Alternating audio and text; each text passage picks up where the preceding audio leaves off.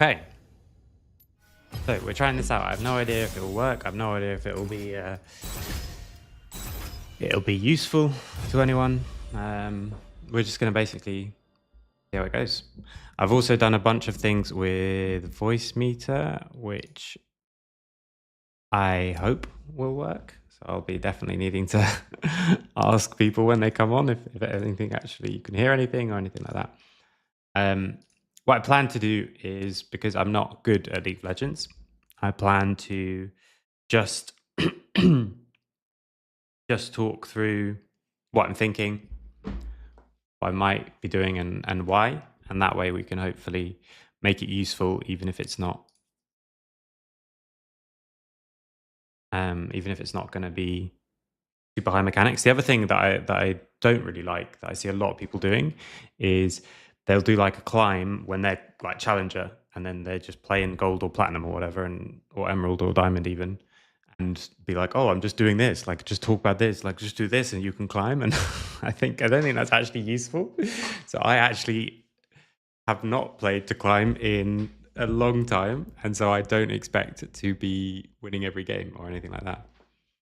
Yeah, I think it's okay because the org doesn't exist, right? Org doesn't exist anymore. So it's an ancient one. Wait, I'm gonna quickly grab a drink, hopefully before we keep up.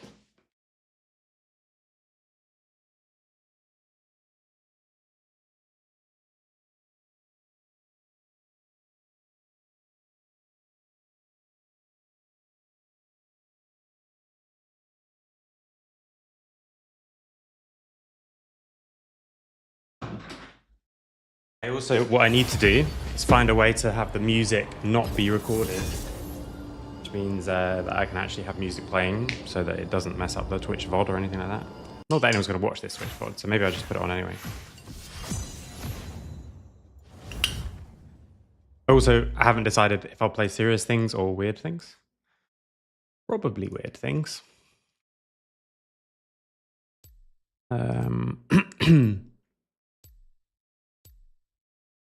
Don't know how to do anything else on OBS. I don't know if I can even do it while I'm streaming to do separate. Okay, probably I can't. Do a separate one anyway. Once again, a woman's left unsatisfied. Okay, I will probably do weird things, I have to say. Nautilus mid the other day was fun, so I'm going to try that.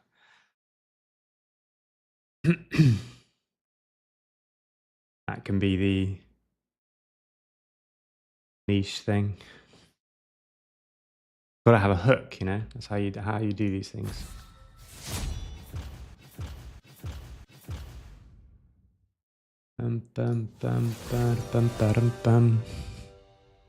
T1 played Lucian in game one actually. The other day, right? Or earlier today. Earlier today against KT. I only saw some of the highlights. I didn't even see the whole game yet. But we'll see more. Oh, no. If it's Graves, I was going to say it's setting up for a perfect Nautilus mid angle. Physics, still the same, sure. I can do that.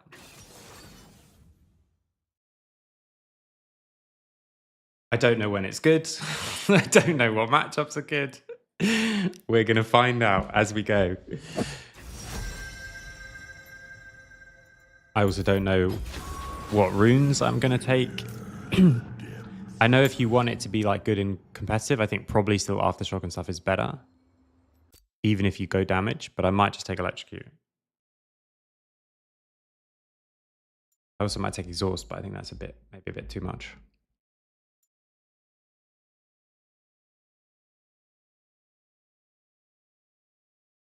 Okay, they're jungle then.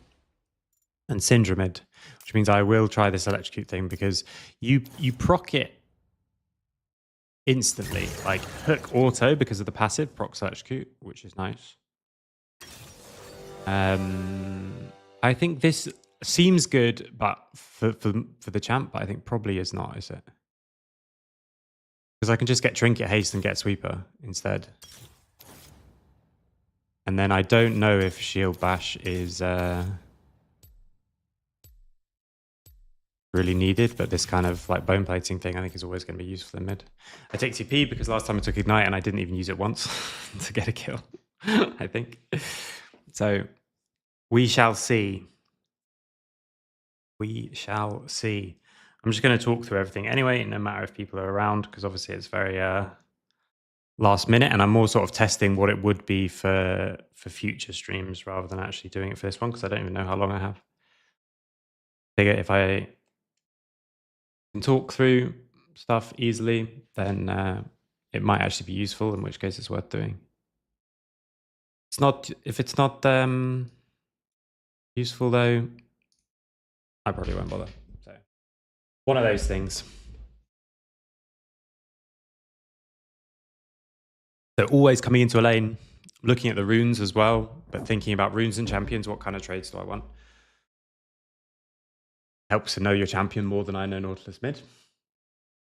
But I think short trades are going to be good. Obviously, anytime first strike is down is good. Anytime she Qs is good. So spacing is going to be important, like walking into range and already be moving.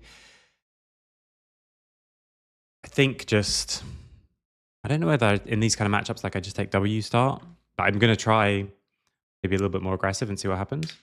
But I think in if you did this in like competitive or in high elo, I think you take Aftershock, you take Doran's shield if you need it, and you take like W rank 1, and then from rank 3 you're strong and you max E, and then you just push really quickly. That's the thinking. Push and move, push and move. And we'll see. This is my first game of ranked, so I don't know if the matchup's always weird, right? But also I haven't played like properly for ages, so I don't even know what it would put me in.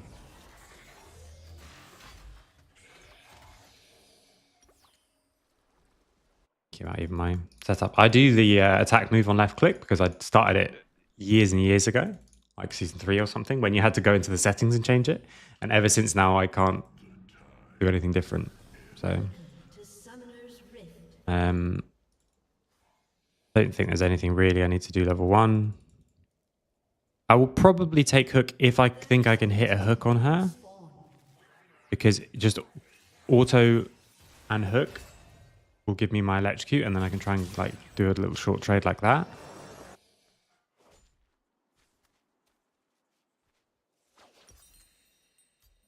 I want to go Rod of Ages, and then actually probably some more burst because they're all quite squishy.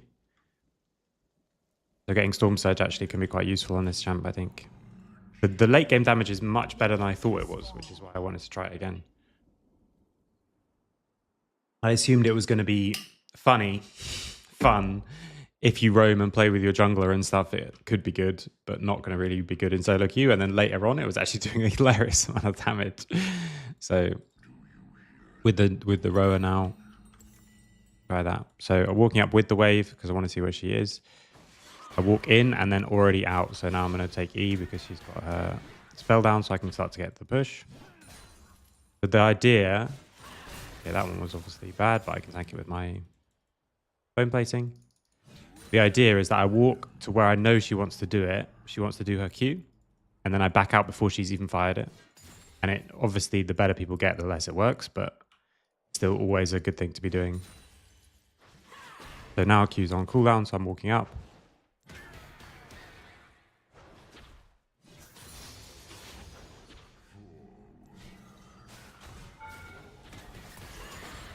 Okay, actually, it didn't work like I thought it did. Still, the trade is good. See what she takes. I'm going to go and get a ward on Raptors. I think I should be fine. Okay, he's already done them. So walking back that way was maybe a bit aggressive. He's used the pot. So I'm going to do the same thing. When these are low, I'm going to walk in and then walk back before... yeah, I should have done it. I literally said I was doing it, and then I didn't. I got greedy for the last hit. So you walk into range and like where she would want to use her spell, and then you already back off. Okay. That obviously wasn't an ideal trade. I thought when she stepped out from the other side of minions, but I went too slowly. I don't know if I can... I definitely can't dodge that anyway, but I also can't really see it. I don't know if that's just me when she Ws, where it's going. So wherever possible, like I want to be able to try and get a push and roam to bot.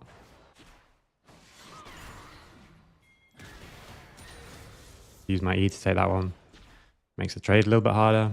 With my passive, I think I also just kill stuff under tower. I'm gonna max E.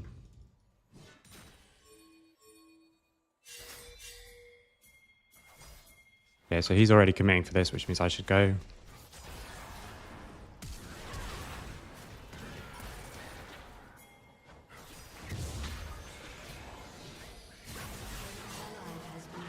Okay. I die here, don't I?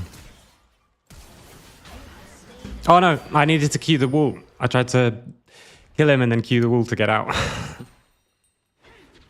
I just take this and I go refill. I can TP back and lose a couple. She's obviously disgustingly strong now. That was just never a fight we should take, but it went okay. Good. I was saying that I killed them and I was like, actually, I'm not sure. I'm going to walk up, tank the wave, and I just see it. So even though I'm going to get push here. Like if I was on comms, I'd say like, I know I'm going to get one wave of push. So I can do something with it. I don't have flash, which is a little bit not ideal, obviously. So she's not going to lose any minions because I'm going to trade on her here.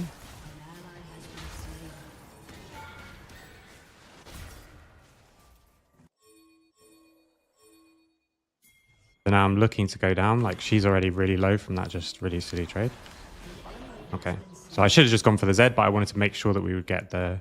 So I'm going to walk this way and then walk back. Okay, so if he has camps up, he's super greedy. Syndra still can't really do anything, so... Yeah. I'll walk back around and try and catch the wave.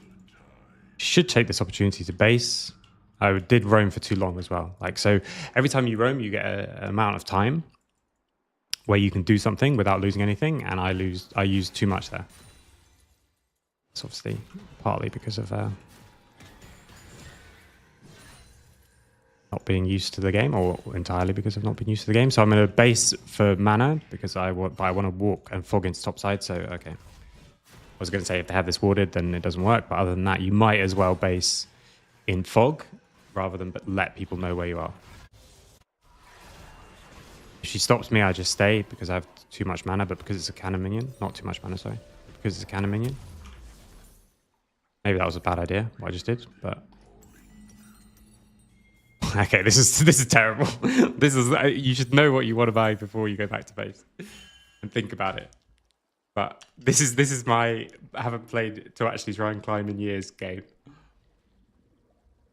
So you should know what you want to get before you go to base, because I'm going to lose a minion probably because of that. I'm going to lose a... Okay, I got the XP, but I lost the cannon minion because I didn't know what to buy. Okay, she's maybe just going top here as well.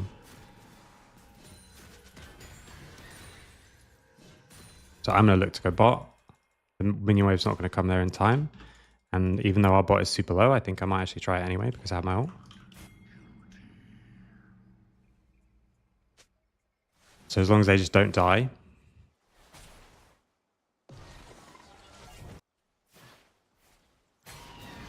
Okay, so he hooks. Okay, so now I'm going to go for the Z, but he's going to die to the tower.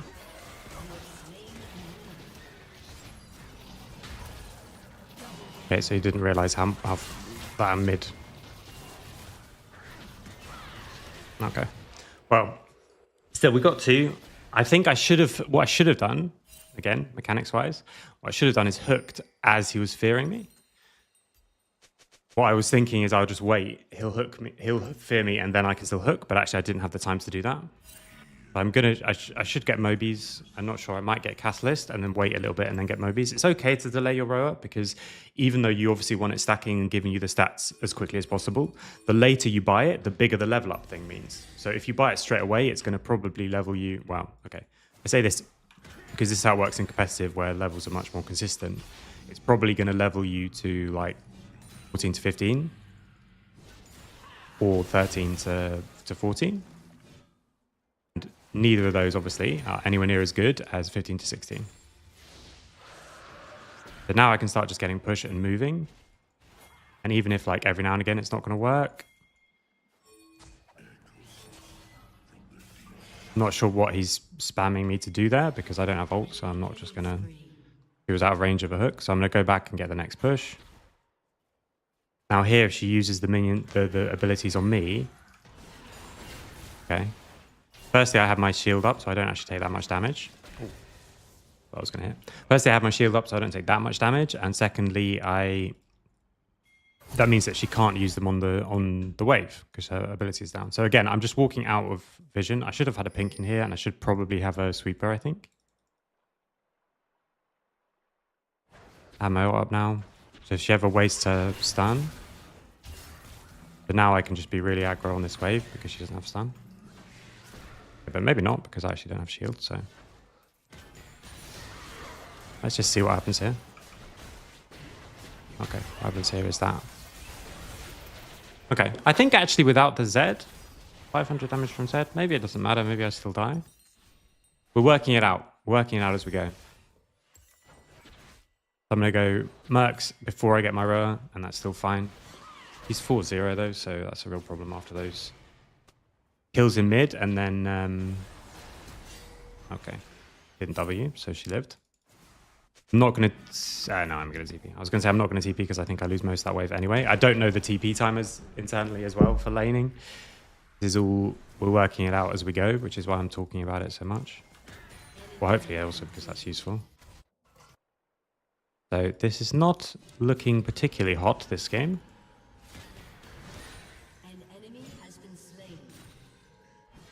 Okay, so I did that really badly for sure. TPing.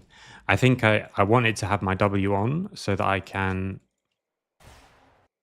Without ult, I don't think I kill this guy, so I have to go back to the next wave. But again, I'm just... think I should know a little bit better what I should do with my roams, but the point is that just sitting there doing nothing is the worst. At least I'm moving. He doesn't know where to be, like where I am and stuff like that. I need to get to bot lane more, I think.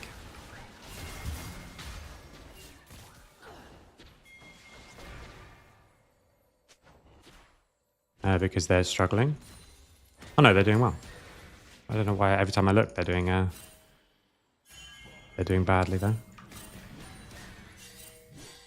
People around mid, but I'm not sure who. I have my ult, so I can just try and force her a little bit towards the Kha'Zix.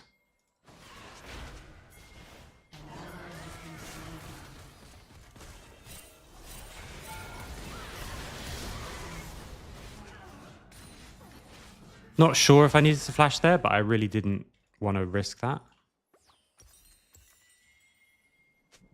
Good job, because always. Always should. Nothing really good to back for, but I needed resources, right? I want to be out on the map next. See, now I've just started to get too many things. So maybe the Dark Seal is ambitious on the Nautilus mid. Especially if I want to go row and has a bunch of little ones. So I think Syndra will go mid, but I also do need to check this. Dive obviously from them is very aggressive without knowing where anyone is. So I'm just going to hard shove the next wave. Yeah, she's here.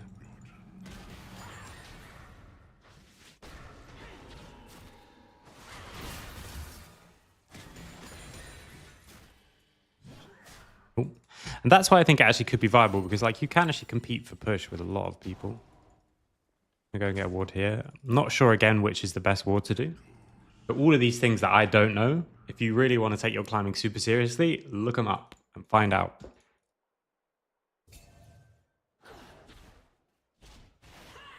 Okay, so W's down, but...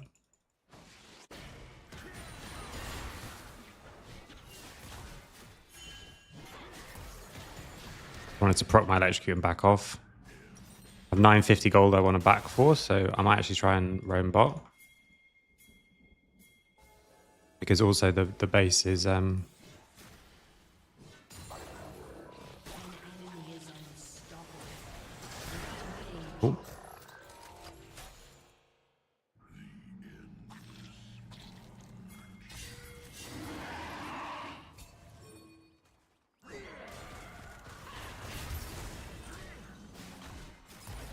kind of thought he would come, but I think we kill her anyway, right? Or she flashes. Oh no!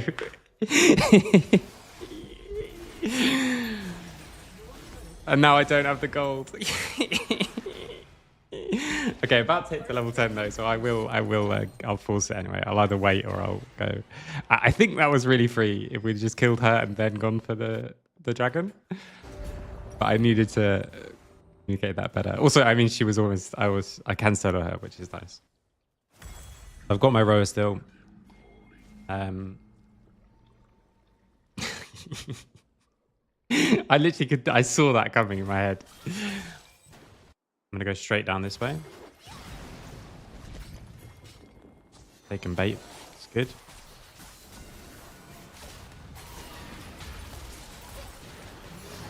It was literally worth 100 gold. Okay, so they're gonna go mid, I think, and I'm gonna go bot.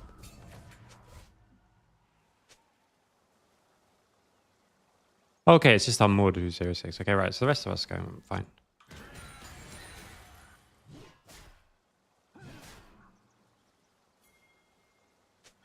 In a long lane, though, I think actually, especially if she uses any spells, like I can kill her, which is good. I think I kill this guy too.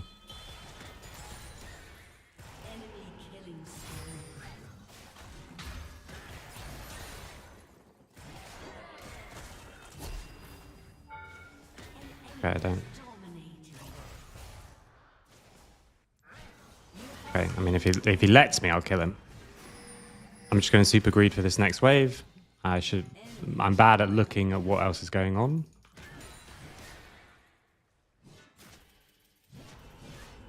I don't think my champ is great at killing a Fed Renekton. So I greed for the tower, maybe? Hey, Jack.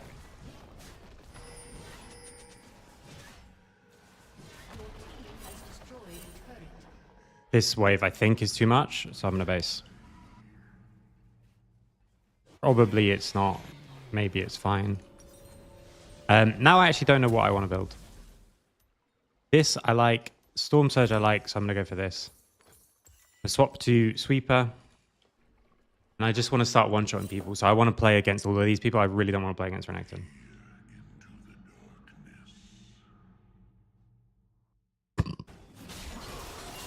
Probably should have just played more aggressively on mid, I think. I'm also drinking water, and I should be picking up all of these, because not only would I have got to lane faster, but I also get a bunch of stuff.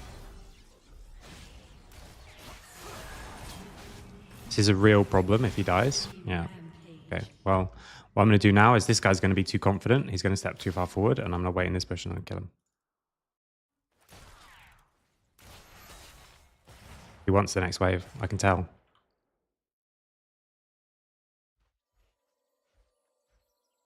Maybe ulting is bad. Maybe I should have just walked forward and hooked him. Because now I don't have ult, obviously, for 70.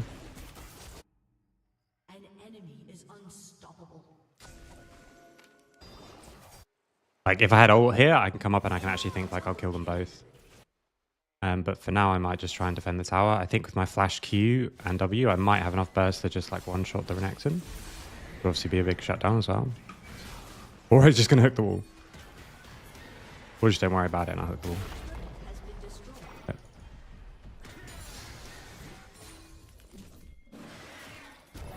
Okay, played that pretty awfully. I think I should have just... all my streams, if you follow me on Twitch, you'll get a alert. But also, I'd put them on YouTube. I'm sorry, YouTube, Twitch. Twitter. Okay. He shouts Twitter as he walks into a bush of 4 people. No. I get distracted so quickly. I'm just like walking around yelling Twitter. On Twitter, I post when I stream. That's where I post most stuff. If you follow me on one place, follow me on Twitter.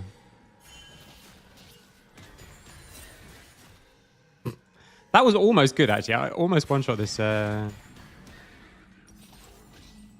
this set as well. So I think I can start getting strong here. Like I'm a little worried about this whole like Nautilus can't carry against someone like Renekton. But everyone else on their team, I do kill very quick. Especially once I get a Storm Surge. So like if I wait in here and try and find Fiddle, okay. I can go top as well. Hey Amber, thanks for the follow. I think we should just fight this. So Syndra's top, we can just fight. Have my ult.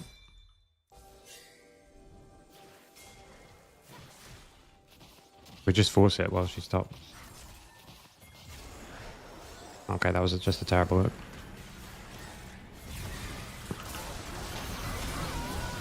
Okay. Maybe this is just all my fault. I guess. I'm not sure. Well, obviously I can hit the hook, which would make a lot of difference. But he's just juked back on it quite well. And then maybe I just need to not go with us and go too far forward. An enemy is godlike. Okay. First one. First one not so good, but that's all right. Yeah, it looks a bit like the map looks a little yeah, it looks a little strange. Okay, so I think I should have been way more aggressive in lane. I think I should have tried to roam more. I probably shouldn't. We probably shouldn't have FF'd, to be quite honest. But I think if everyone else doesn't want to play, then it's always hard to like make it happen. I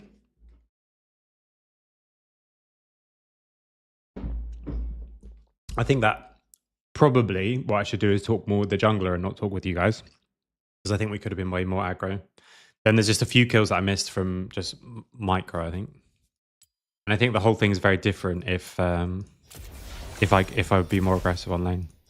And then at the end there, I think I should have just gone top and played against Syndra, and I think I'm actually fine playing against Syndra. Mystery emote. Because I think even with all that, I think I actually kill her. Don't even know what this is. Heartsteel Kane summoner icon. Okay. We're cooking. What else could I try? I do love full AP time Kent Schmid. That's also funny. What rank am I at the moment? That was my first game. So I am Gold 4. I have not played solo queue to climb since...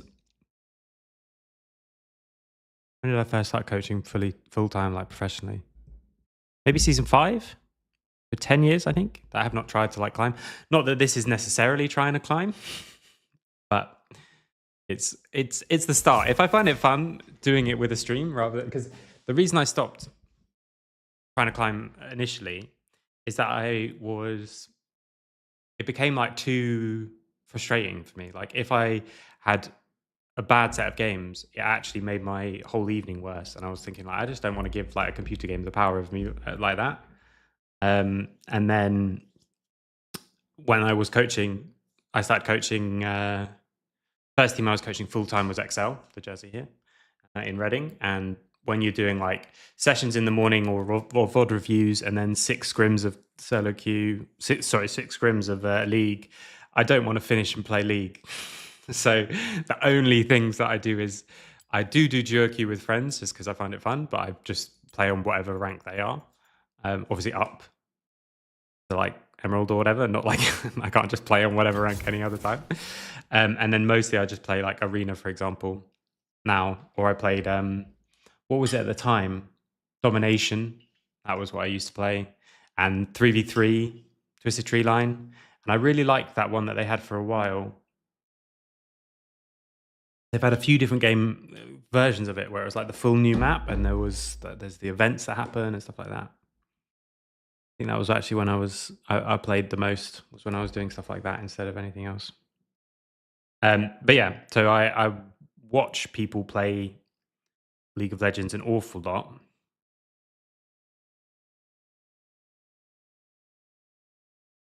But I don't play myself. So that's what I'm sort of hoping with this stream. Like I said it at the very beginning, but no one was obviously here. What I'm sort of hoping is that because I can talk about the game, but I actually can't play it particularly well, hopefully it can be a bit of a useful experience to see what maybe you should be thinking about, what should be looking at. I'm not going to claim to even be a knowledgeable expert in solo queue. I don't really care, to be quite honest.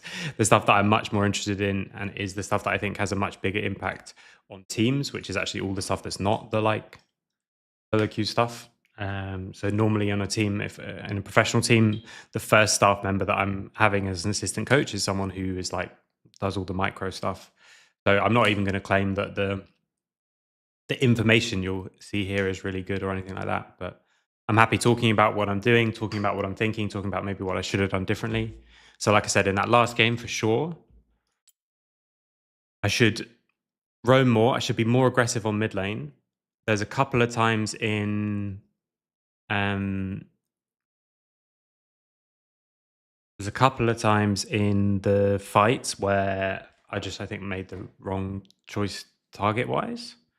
And then also I think that is the downside of weird picks, like, is that if I was a different mid laner, also I do think anyway we should just play that game, by the way. We should definitely just play that game if we really want to win.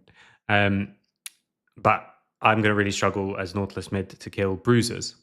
So everyone else I could kill. If anyone else got fed, it doesn't matter that much because if I hit a hook, then I can 100 to 0 most people, unless they build sensibly, which no one does in solo queue. But bruisers it's not good to kill bruisers. So to kill the bruisers, we needed everyone else. The issue. Yeah, those early fights as well, where the early roam, I think, like I said, I played really badly. I think what I should do is as for like I said, when the lane, right? When you come into the lane, you need to be thinking about like, okay, how does the lane work for me? Like, how does it go well for me?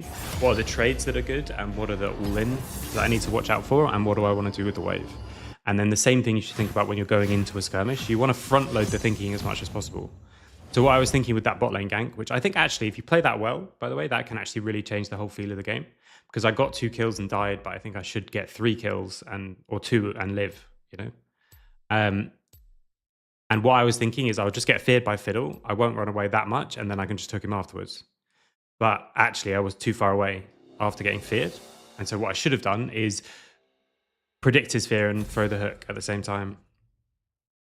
Because then if I'm hooking as he's fearing me and it still hits him, then I just kill him, and then I kill him and Lucian, and I'm probably full health and or high health. And then she can't kill me, the Syndra who's roaming. Once again, a So woman's left unsatisfied. I can think that next time going in, I should be thinking about that. That's always useful. So it's not necessarily, I mean, obviously people who are like Challenger do have very good reactions, but they also front load a lot of their thinking. So if going into the situation, they know, oh no, Nautilus is banned. Going into the situation, they know what they're going to do with it.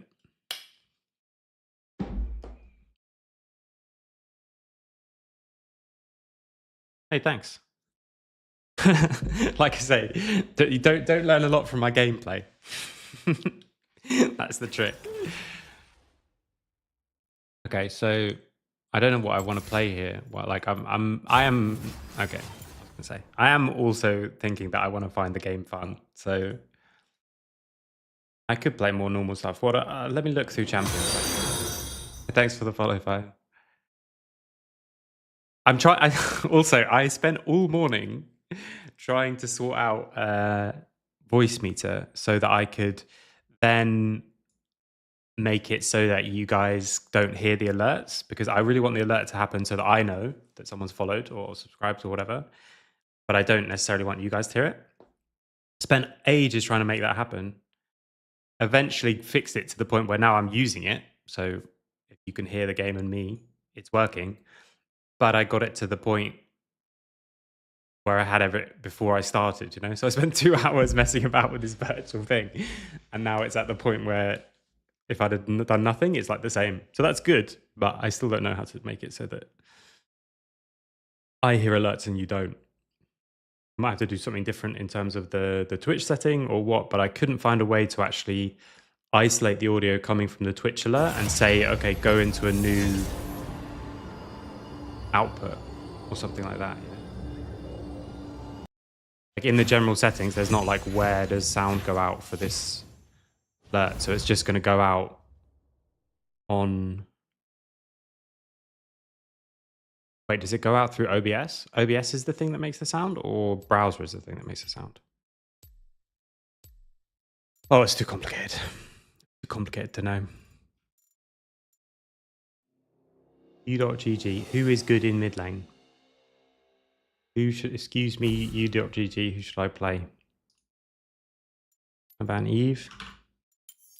Once again, a woman's left unsatisfied. Pantheon, Neferi, Quinn, Annie, Cho'Gath have the highest win rates. Oh, Cho'Gath's fun. I also do quite like tanks in mid. It's fun to just be like, okay, any fight near me is fun. Any fight near me I can go to instantly. Whereas a lot of mages, like, you have to have the right conditions to go, you know?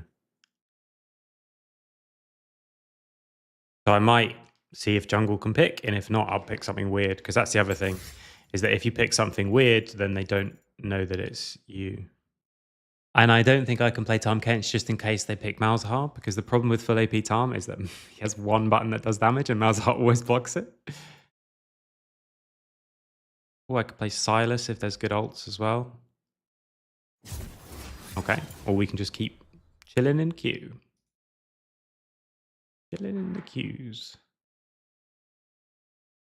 I mean, what happens if I just Google it? How do I make it so on my Twitch stream, only I hear the alerts?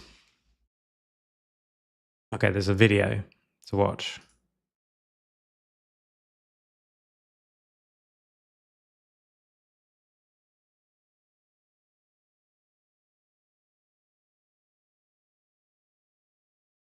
Set up a separate audio source for the game and the alerts, and then set one of the alerts to monitor only instead of output.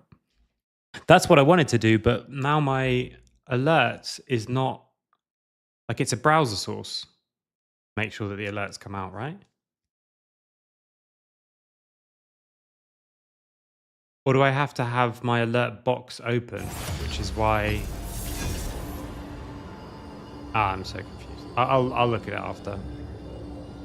And I'll try and have it set up for tomorrow. I think also with this voice meter thing, I can now more easily do stuff like ducking. So when the players are talking and I start talking, you'll hear me, like, they'll go lower, which I would like to do during scrim, during the actual scrim if possible. But honestly, I don't know. We're going to find out.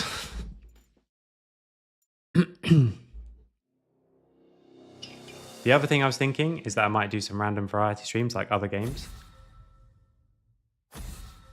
Don't know if anyone is interested in that. And then, of course, in these morning streams or afternoons where we don't have scrims, I'll also do reviews because that's useful for me. Once again, I can play engage mid if you want.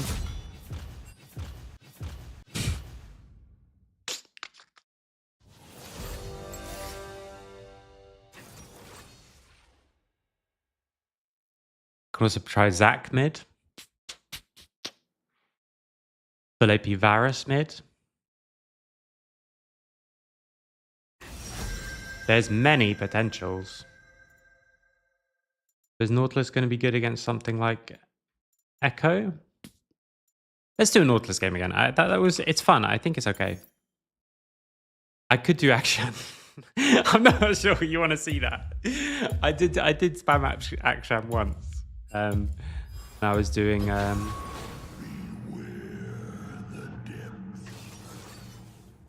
I would say it versus him as if, like, I know that it's really good against Echo or something. I have no idea if it's good against Echo.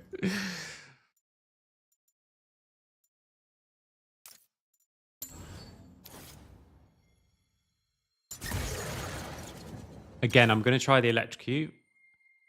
I'm going to try just the same rune setup as before.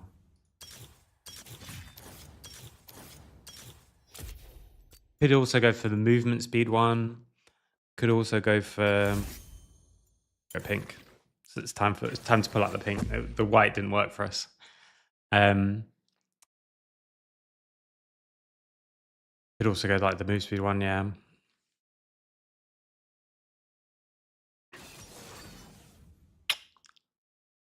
Okay. Well, I do think actually in this case it is good that I have Nautilus, by the way, because we just have no way to actually get picks, which in low elo is king. Finding ways to get picks. Yeah, I might try Akshan at some point, but you'll need to give me a couple of games before it's even interesting to watch.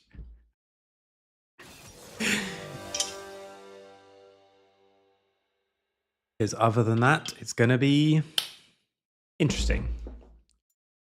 Very, very interesting. So Echo can obviously get pushed very easily, but if we're both standing in the wave and I E and he Qs, I think actually I can fight for push against him. Electrocute might be bad with this much burst on the enemy team and then being a bit tankier. I don't know if I can also go like Roa Leandries and stuff like that and just go for... Maybe I'd try that in this game. What if I do... Okay, I needed Aftershock to do that.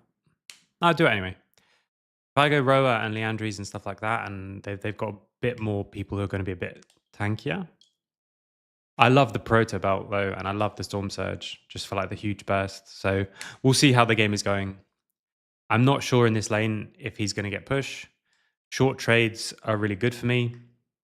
If I can proc Electrocute, yeah, he has Halo Blades, but I think the Electrocute with Nautilus combo is going to be better. And then after that, I probably just run. And I especially obviously want to dodge his W. If I can ever dodge either part of his Q, that's going to be good. If he Qs the wave and IE and hit him, then those trades are obviously going to be good for me. So if we're both fighting in the wave, what I'm thinking already is that I want to stand like not so that his Q hits all of the minions and me, unless I want him to push. So if I'm standing off to the side and he's standing off to the side, because my E goes in a circle, that actually should be a better situation for me because I get push and kill him, and he either has to choose between killing me or pushing or damaging me, I should say. Me. And I think probably if you want to take this seriously, you take Aftershock in this lane. Because then when he jumps in and I proc Aftershock and I can tank up his burst a lot better, then that should be good. Should be good. Close. We'll find out. We'll find out together. I'm going to run the same thing. I'm going to start with the normal rune. I'm going to take E if there's no position for like a good Q. I played too much arena. I saw this and I was like, why do they got anvil thing? Like, how do they get free stats? Free stats to start the game. Okay. Let's see how we go. Let's see how we do. Welcome to Summoner's Rift. Hey, Luca. So we're trying something a bit different. Talk through the game. Okay, this shaker might be helping me level 1. I can start Q.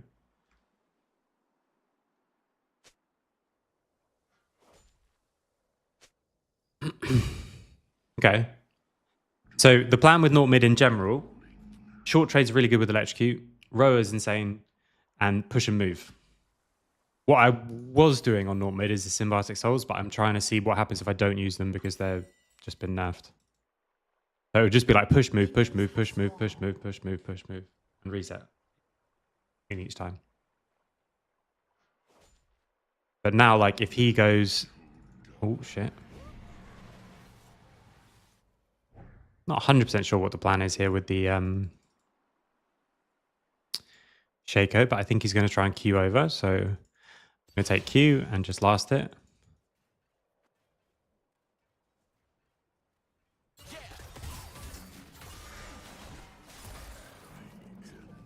Okay, so like I said, with the Halo Blades, it looks good early, but actually I think Electrocute trades win early. But when I don't have... okay, he doesn't have his Q either, right? So... First blood. Nice.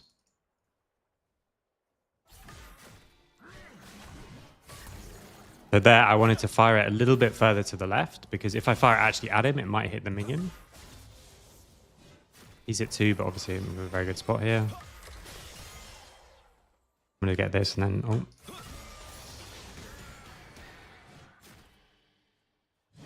So I might use one of my pots because he's used 2 just to keep the wave in an annoying position. I think this doesn't work though. I think I took too much damage doing this. I think it's not worth it. So I also have flash obviously to try and make something happen. Like I said, I want to stand here so that I can... Okay, I thought that would proc my electrocute, my bad. Should look for the Q, but I thought my E was going to proc it like that.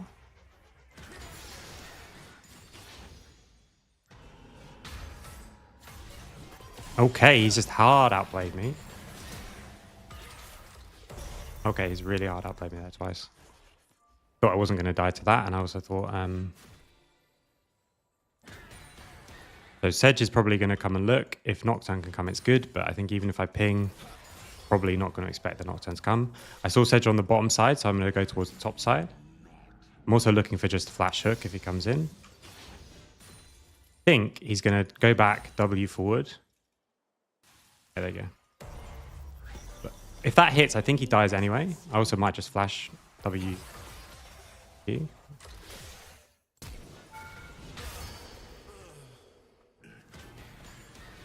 Okay. So Sedge is here. I'm just going to focus on getting the wave. I needed one more E. Yeah, there you go. So he didn't even get an assist, so it's all good.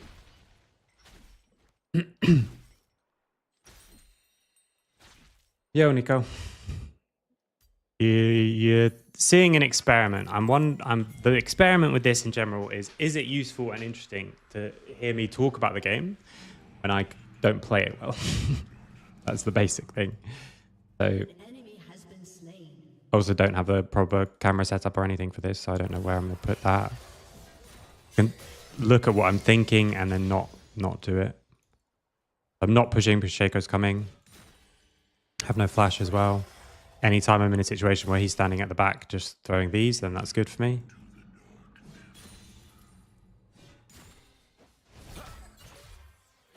Okay, that's never going to work for us, but that's all right.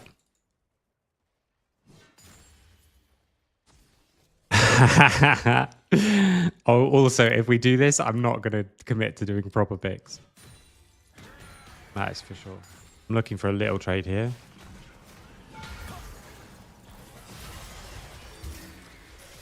Now I'm going to go up and ward this side. Can I roam either way? GP's full HP. Instead, I'm going to try and play push on the next wave. I mean, he's... struggling in the matchup, that's for sure. He really wants these minions, so I'm just gonna give him I mean, I think this is good, by the way. I think Nautilus mid is good. I mean, probably not, but...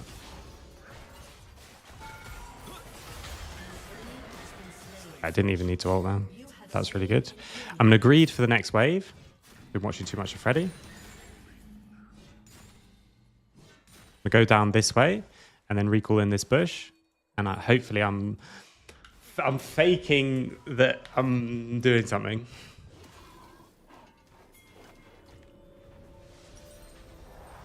I'm gonna go seal again. I'm not in a rush, like we said before. I'm not necessarily like super rushing for this this rower because I think it's fine to get it a bit later nowadays. I don't know what time. It's good to get it, but it's fine to get it later. Obviously, in solo queue, it's much more uncertain. So now I'm in a very good spot in mid. What I want to do is trying to find a situation where I can roam and help my buddies, or just keep. Okay, I was too busy. Echo top, eco top. Clear, concise communication, spelling names right and everything. How you win games. But I'm just going to push. I'm looking at the map to see if I can... Okay, so I push and I get her to show. I literally said that he was there. Running towards bot lane. Have my ult. An ally has been slain.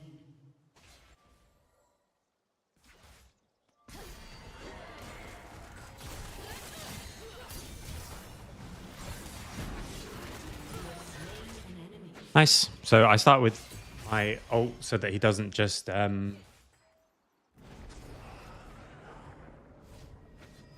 he doesn't always just E my Q. Okay, Echo did get a kill top, but he died for it. So I hard shove this. An ally has been slain. Get a plate as well. And base probably. The last time I got mercs, because there was the... Maybe I just get 2 plates. I always want a W to reset the auto. A half proxy this wave, I guess.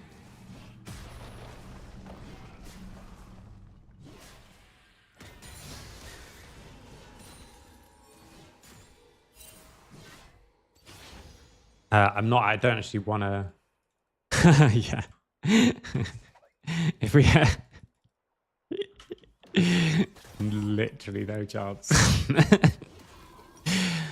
I'm going to try full burst. We're very fed.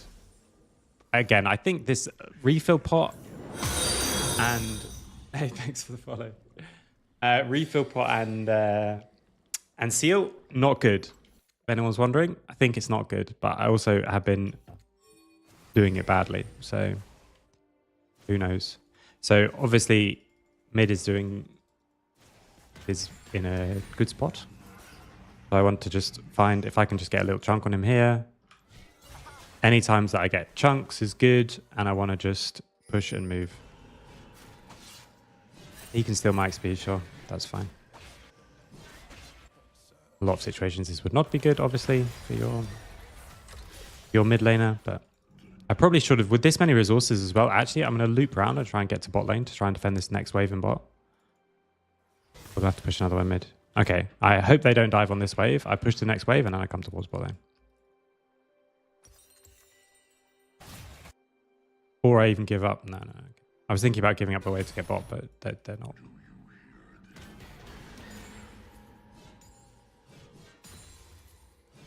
Okay, but this is the thing that's annoying about it, is that like you push so fast, and I think I can get to the point where one, I'm going to go the long way because it's just Sedge in the jungle. I'm going to steal one of their planties because Shaco's coming now.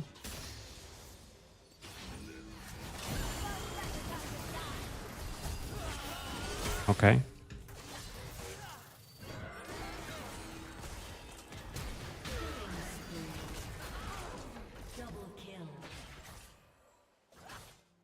I mean, also because I push so quick.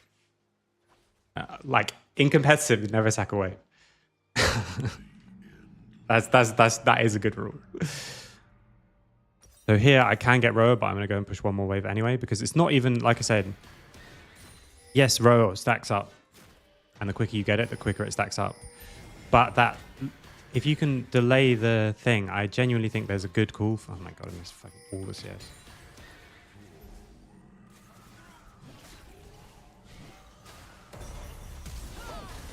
Okay, I've took him 4 to try and get away.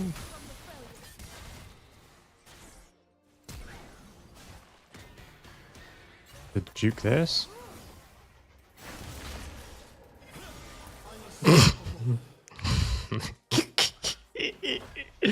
I just had to juke the second Q as well, and from Sedge, and they never kill me under that tower.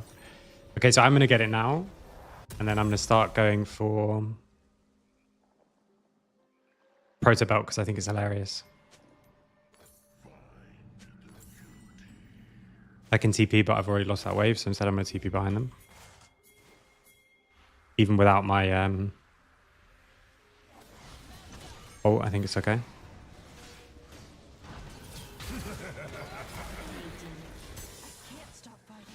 No, get back out.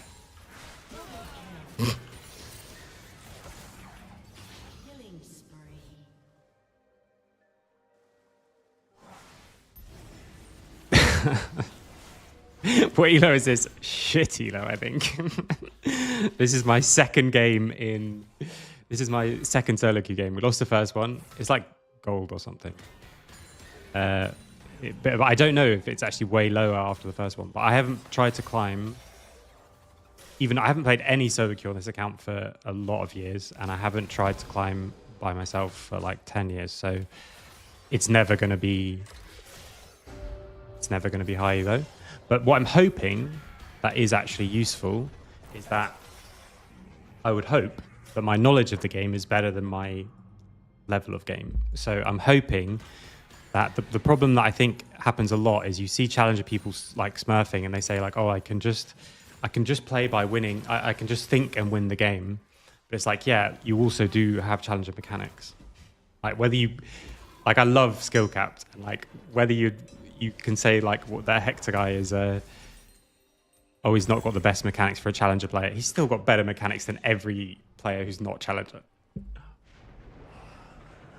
Whereas I genuinely do not. And a lot of times I'll go into a situation and afterwards, hopefully, I can explain what I did wrong and what I should have done better, should have done differently. What happened in the first game. This game, you almost caught that. This game, the refill pot stuff probably is a big one. I might actually follow this. I think if Trinmis still has ult, then Echo can't kill him. If not, I can try and get it before he sees me. We're not going to kill him, obviously, but... Okay, now I'm going to go for the GP instead.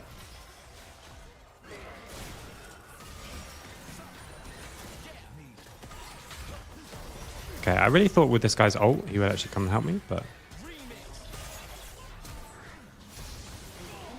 Okay, we're gaming. So with this, like, obviously, Echo messed up. Let me kill him like twice early on. So the game is already tough for them. But afterwards, you want to make sure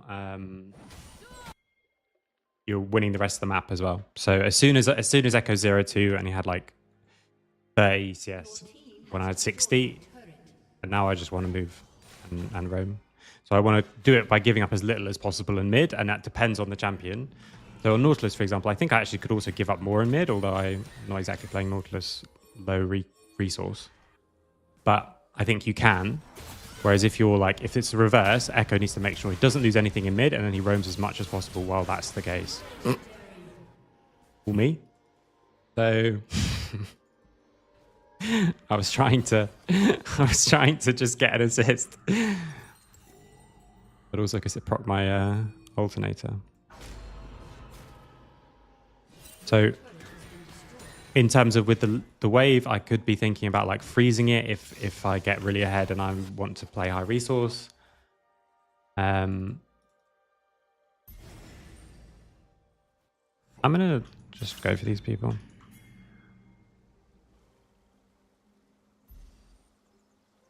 Oh, okay.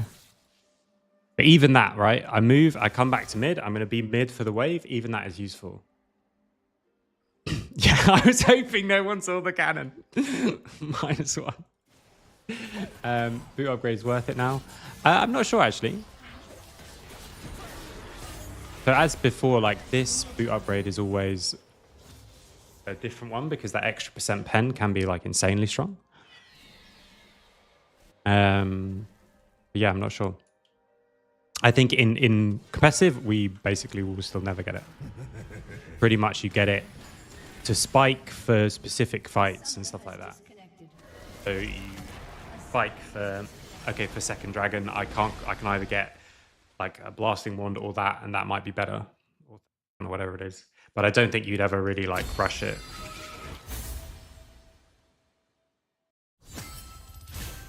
So it's gold 4. Although I did get 76 LP for that. I think it's fun, this Nautilus mid. I don't know. I also genuinely think it has some potential. Other one that I play, which is also fun, is Tahm Kench mid, which absolutely does not have potential in competitive. Full AP Tahm Kench mid, I mean. But this Nautilus one, I actually think there might be some potential. The problem is that if I play against a good player, I'm going to lose anyway. And I don't know. Maybe I'll talk to Freddie about it. If he's at 2 a.m. and he runs out of stuff to play, I'll just say you have to play Naut mid now. I think against stuff like Azir especially, it might be just completely miserable. I think that's probably the worst kind of matchup. I think against Wei, you push and move, or you play 2v2s with the jungler. I think you take Door and Shield and Aftershock against people who poke you a lot. And I think you can take Electrocute against people who are like one combo, like Syndra and stuff like that. But maybe stuff like Ari is actually no, maybe it's okay. But maybe like Talia and you play a carry against Talia and you play a carry jungler and Nautilus. Don't know. Played Nautilus top quite a few times. Yeah, I mean Baus played Nautilus top a few times, right? With the full AP as well. Obviously Doinby played it mid when against like Yankos and stuff. What's my peak elo? It's quite a difficult question to answer. So I haven't played actually to climb. I need to update the score. Haven't played actually to climb since I think 10 years or something. So at the moment now I only play duo queue or like with friends, like real life friends. In which case I just play on whatever elo they are. And what tends to happen is we play together and then they play without me and then eventually my accounts get promoted and so I have to play on a different account. So over the year, I've been playing this game since season 1, so over the years I have a few. Hey Max. Oh, thanks. Thanks, man.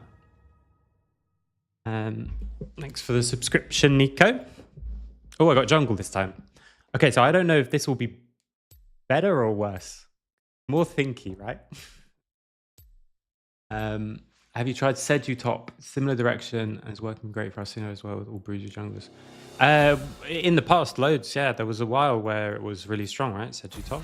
It was like a really big thing. Once again, a woman's left unsatisfied. And you play with like melee, like any like melee bruiser jungler as well, right? If you play with Xin Seju, for example, suddenly that's like real strong. And you can take Ignite TP or Exhaust TP and be super obnoxious. Has a lot of the same problems as all these slightly weirder tanks. It's like, firstly, why would you play it and not a different tank? And the other thing is like, I'm just thinking about what to pick as well. Is wave clear is always going to be something to consider in slightly strange matchups.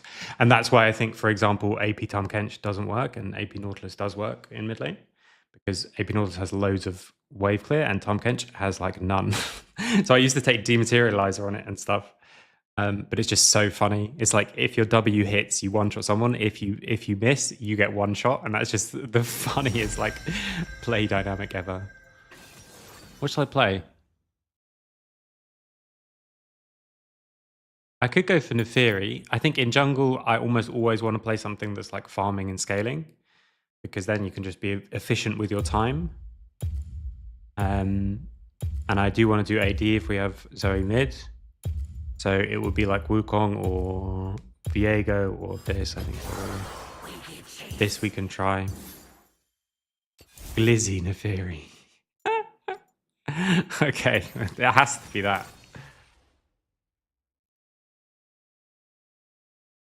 What rune setup do I take?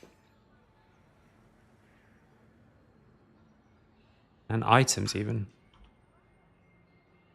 Good thing we have coachless.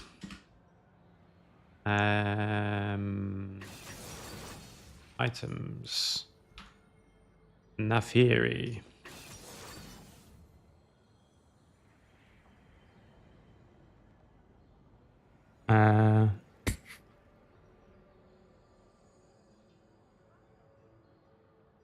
Oh, I do Emerald Plus as well. Okay, I think so. I do think the Shojin thing is good, but it looks like getting a Dirk early can be useful. I think I just go. What do I want on second?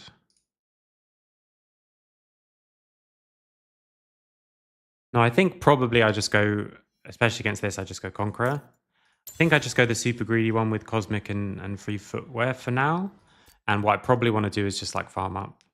Then I'm going to go Shojin.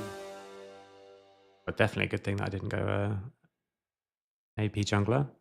I'm going to go Shojin and I'm going to go... Then I'll see. And then I want to play like annoying Qs, one-shot someone on Zoe Bubble.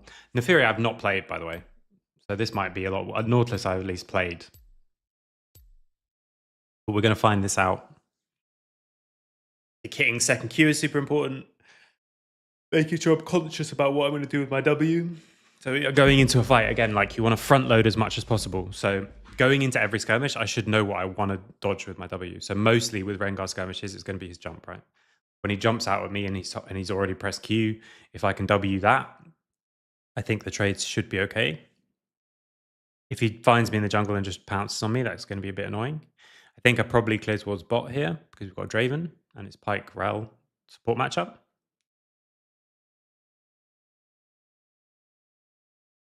I don't know. Like, I think if you really want to super try hard in jungle, I think a good way to think about it. Oh, shit, what do I? By default is always blue.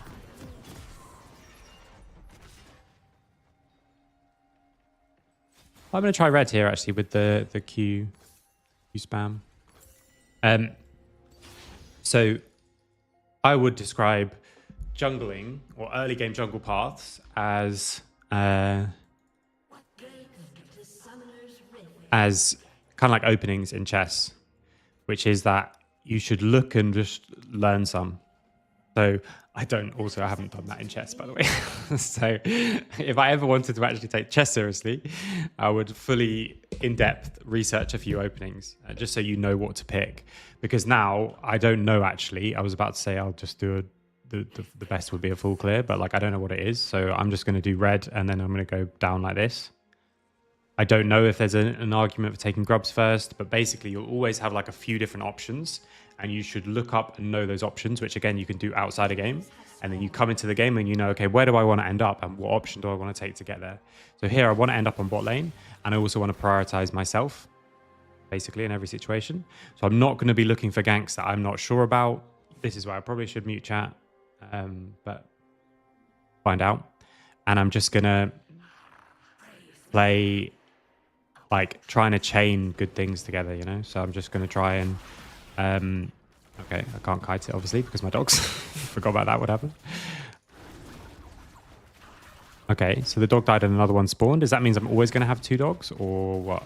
Okay, right, it's here. I'm going to smite this. I want to start kiting it, but I can't, so I'm not sure what I'm supposed to do there. Seems like E is the tech for some reason. I'm trying to get red buff ticking on both of them, but with the second one doesn't really matter after you hit the first time. I want to be kiting it to the side, but my dogs don't do that, so I'm not sure what I'm supposed to do. Because those little things in jungle are actually like, do actually matter.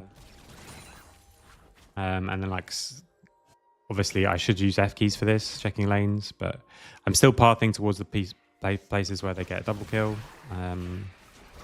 Even though obviously now by the time I get there, who knows what's going to happen because people are dead and stuff like that. I should use F keys to check, but I haven't got into the habit. I also don't actually have S keys on my keyboard. I think I use the W a lot in the jungle, right? But it's just in the skirmishes where I need to make sure I'm saving it for one crucial ability. And also, I don't know, I'm probably supposed to use it, I would guess, before I do my Qs because it gives me more AD, right? Yeah. What a time. This might be the only time this happens. But actually, I'm finding it fun. So I was going to say, this might be the only time it happens. So you've got to enjoy it while it's here. So I'm looking now if I can come bot. There's a wave, which is good.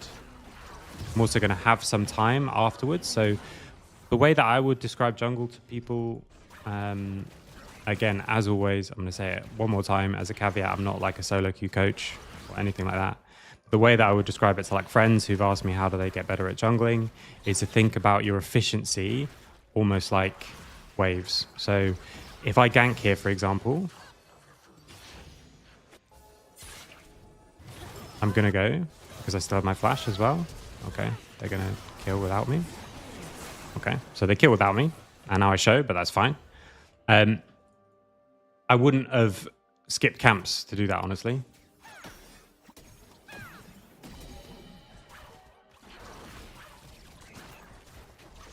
Because if I go and do something while camps are up, so now I have some free time to go and do something. So I'm going to do something. It's probably not going to work, but I'm going to just walk in and see what happens. To just get some vision. They knew I was here anyway, so I'm just going to get resets on his camps. And now I'm going to base. And I knew I cleared top to bot. So look, his camp coming up. So he's going to be the same as me, just on the other side. So I'm going to go for Spirit Sojin. Got gold for a pickaxe. He's going to have taken top.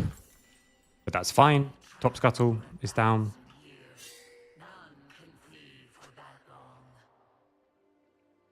Most likely, I should say. So now Rengar's just going to copy me. Do I need to help top? He's got half the CS. He's got no pots when he's TPing back. Not super confident with that. But if I was to go now, it slows down my efficiency and messes up what I want to do. So I want to path the bot lane again and then try and play with bot. And try and play on dragon. So I'm not actually going to...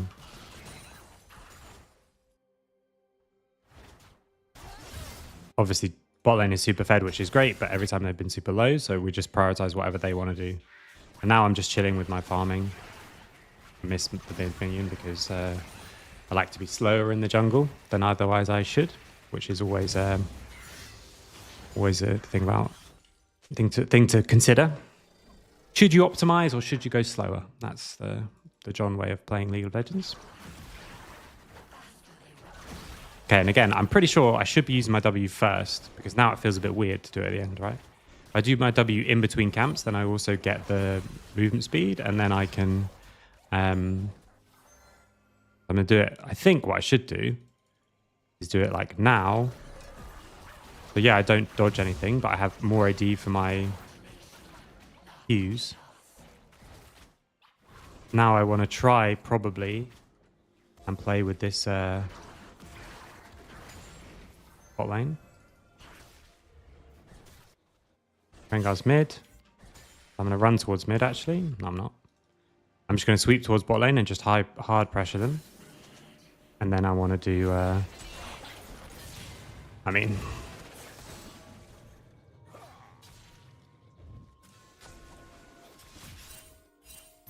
I'm going to do this. Nivea's basing.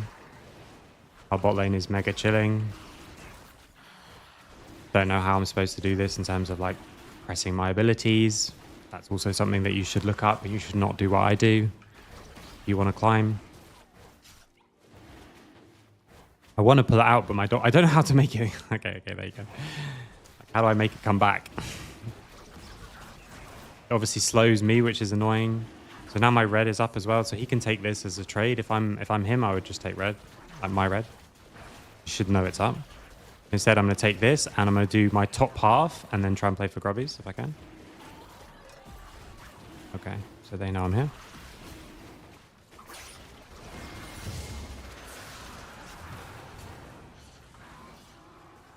Okay, but I've got 6 for this fight, so...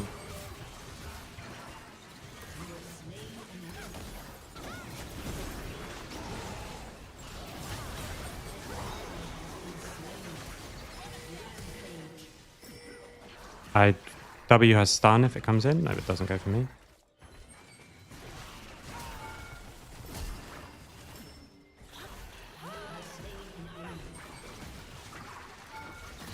I tried to back off, start potting, so I get out of her ult, and then I would try and get my next Q, but I couldn't do that.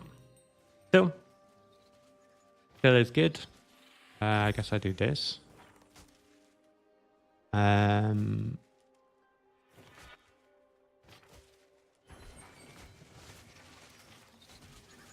Sorry, I don't know what you're asking, Caps.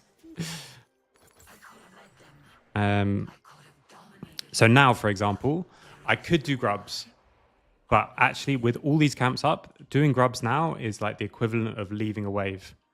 So instead, I'm going to do camps, and if he takes grubs, he takes grubs. Fine.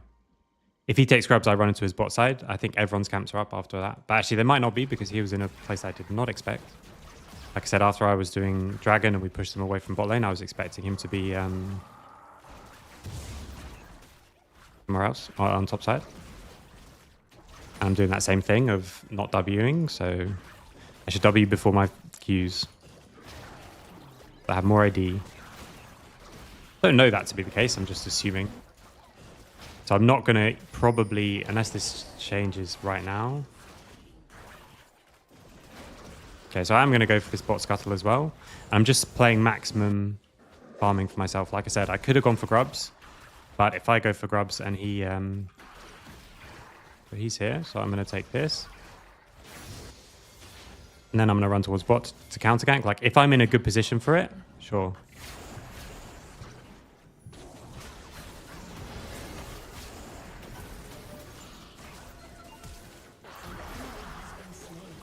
Okay, that just insta-reset my ult, even though he was dead. I was running around to see if I could find someone, but I can't. Okay, so still, I'm not going for grubs. I'm taking the camps. Because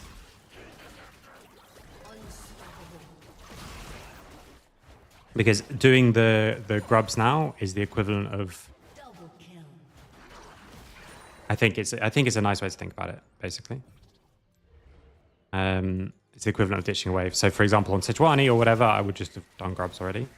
But now I'm going to do all of this, and if I lose grubs for it, fine. It's like if you miss a roam opportunity, but you're playing Victor or whatever, and you don't lose a wave, then who cares, you know? I'm going to take these, and if she's starting it, then I'm gonna go over. I'm not going to smite. It's a bit of a weird time when we could just push the next wave, and I do this last camp, and then we do it. His top's finally getting pushed as well. Trying to make sure I hit everything, but I'm not.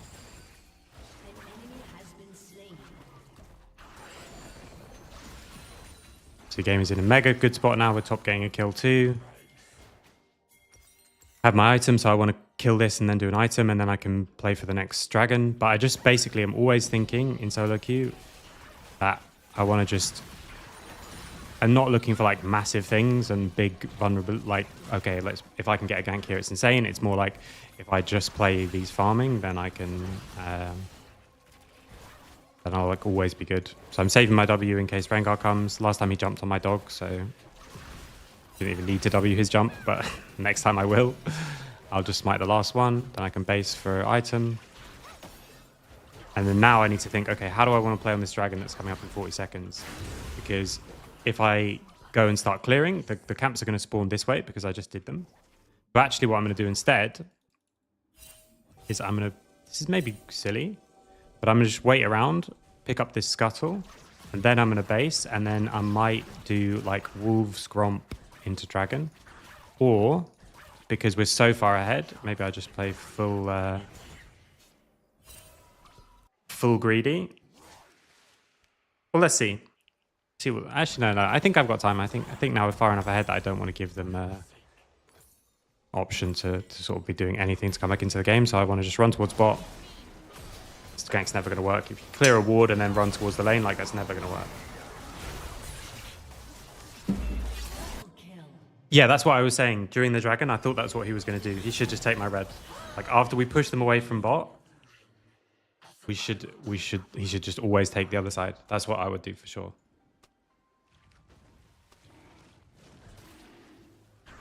And now you're in a situation where, like, I mean, everything's burning anyway, yeah. But that's what I would do, Ollie. I think you should just always play a jungler that, if you're playing a jungler especially that can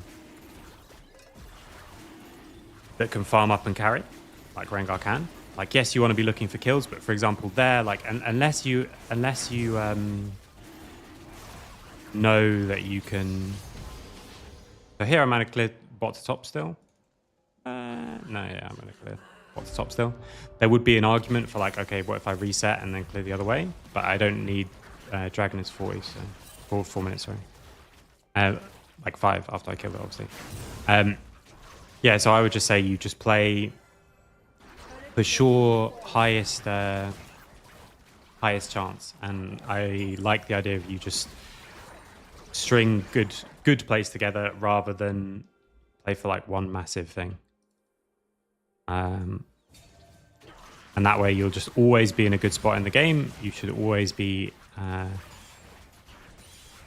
over a long term, it's always going to be better than like playing for ganks. I think the biggest thing that you see in lower elo, like up to like emerald and low diamond, is people just sacrificing efficiency for ganks, and it kind of works a bit, so they think that that's what they should do. Whereas instead, like here, for example, so now I've got free time to do something. I'm actually going to just walk in and see if he's got any camps up, because he showed bot lane. And I think with the way that the game is, it's very difficult for him to take blue. He could just take it, but I'm just going to go into his side, and it's very, I think, easy for me to do an invade here. We at the very least are going to reset both the timers on these, and then I can just base. Just going to base here instead of basing up there. I have 26 on Herald. I don't even know how good Herald is now. Other than that, I want to just probably reset and come towards bot side. We just go cooldown boots, knowing what else we should have done was probably good. What else we should have built. But making sure you get those tier 2 boots to make to proc the thing is obviously good. Now again, my camps are going to spawn bots top, so maybe I should have actually gone to Herald, and then I could have played. Also there, right? Yeah. Maybe then I could have played Herald and then come back and done all these and just given up this this thing instead. But we're just going to see. Now I'm going to come towards mid to play on this fight. I think these guys are like really good.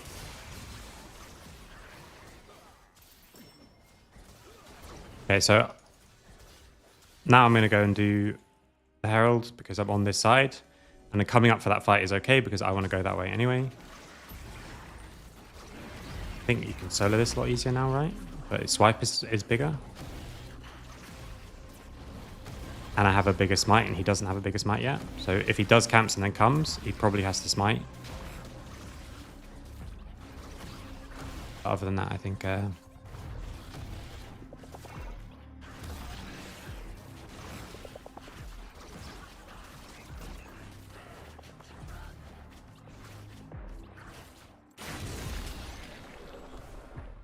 So now I'm going to go this side, and I clear towards bot because 150 on the dragon. So even if I get... I can either get all the clear, probably. The other thing that I'm thinking... I actually don't even know what I want to build next. Maybe I actually build Eclipse in this game. I do this. I keep doing that same thing. I should W first because it gives me more AD for my Qs.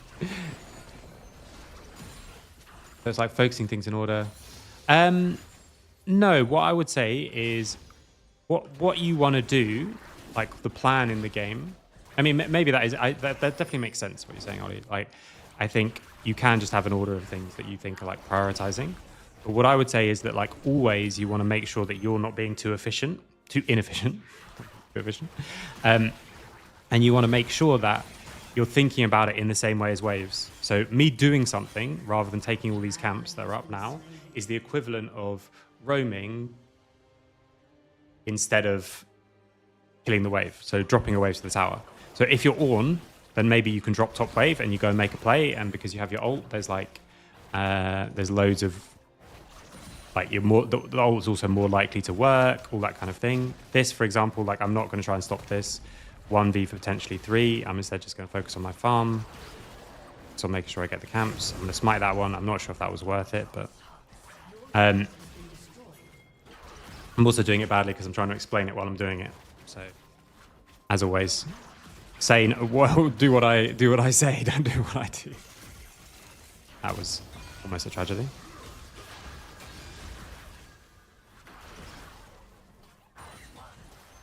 So dragon's coming up in 12 seconds, which means I have a window here to just do anything because I don't have any camps. So I'm just going to walk mid and put Herald down, for example.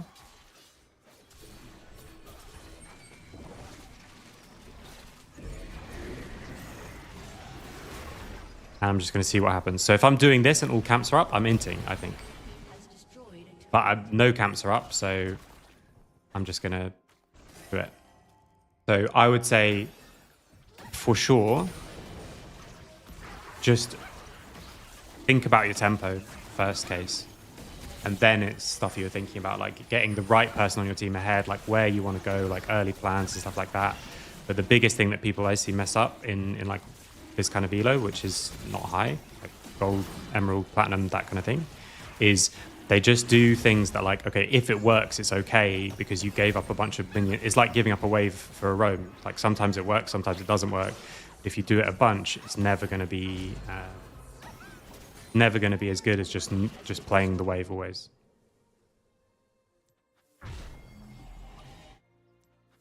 We've got mid tower, we're really ahead. I still don't really need to rush because now I'm starting to clear faster and faster. I can base and get those, so I want to make one more look and let her crash this wave in bot. Now I'm going to base and just clear again, top to bot. We have 4 minutes for Soul. Like I said, I'm going to go Eclipse now, actually. Because no one's going to have that much armor for Black Cleaver, and I get Black Cleaver third. This is my third game of Soloq on this account in maybe 10 years. So it says it's gold, but I think it's lower. I'm really not sure. I'm not sure, actually. I mean, each game is probably very, very, very varied from the last one. But even just actual elo went up like 80 last game, so. 25%. Yeah, exactly. It's like you gank somewhere where you shouldn't because all your camps are up or something, or you don't have guaranteed TC or something like that. And as you walk into the lane, the person walks up. They just happen to walk up. And then you think, oh, that was a good gank, so I'm going to do that again. But you shouldn't. You should think, oh my god, I inted, and luckily I got away with it. And here, obviously, this game's got nothing to do with me. Like, I just have to chill. But I want to make sure always that like I'm keeping my farm up, and taking opportunities to just go in and do stuff. I'm going to go back and take the Atakan now. No. I would take less risks if the lanes are losing. I would focus even more on my farm. I'm never ganking a losing lane. I'm never ganking where we don't have like CC or there's a real reason. And if we lose the 3v3 or the 2v2, I also wouldn't go. I mean, if my champion needs to be ahead of everyone else, then maybe it's different. Assassins, for example, it's not just about them being strong, it's about them being stronger than everyone else. But I don't think so. I think still the best way to play always is just make sure that you're not like, it's the same as in lanes. Like when you're working with laners, people are very used to the idea that the first piece of advice you give is just like, make sure your CS numbers are good. It's the same in jungle.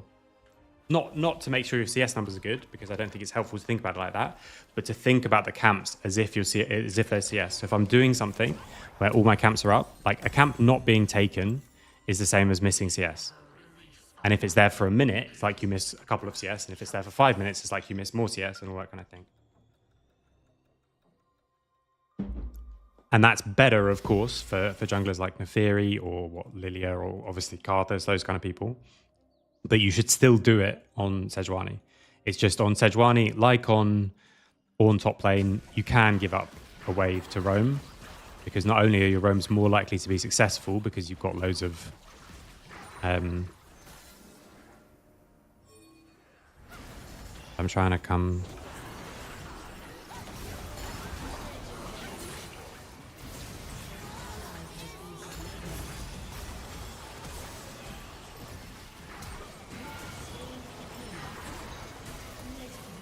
Okay, so I wanted to make sure that my W in these skirmishes, I'm always thinking in advance, like what do I want to block? And I was thinking the two things was the Vlad ult, if he hits it on me, or the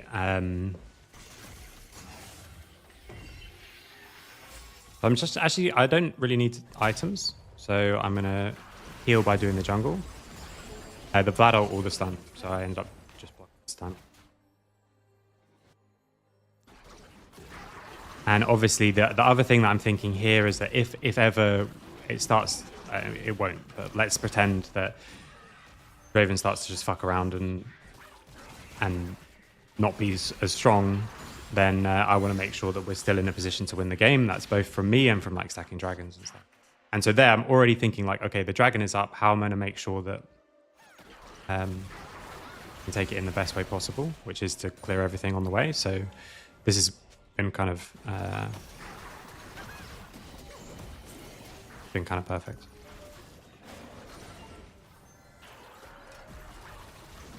So here we probably still just wait for the Draven.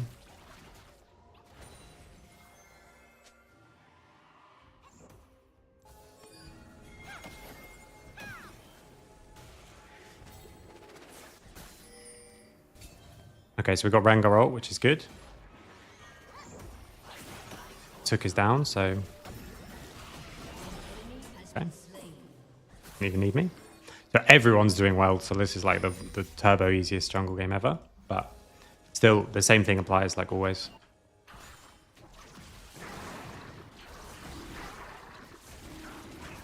And I think, to be honest, if you start doing this, you'll be amazed at how many games that actually become like much easier than you'd expect.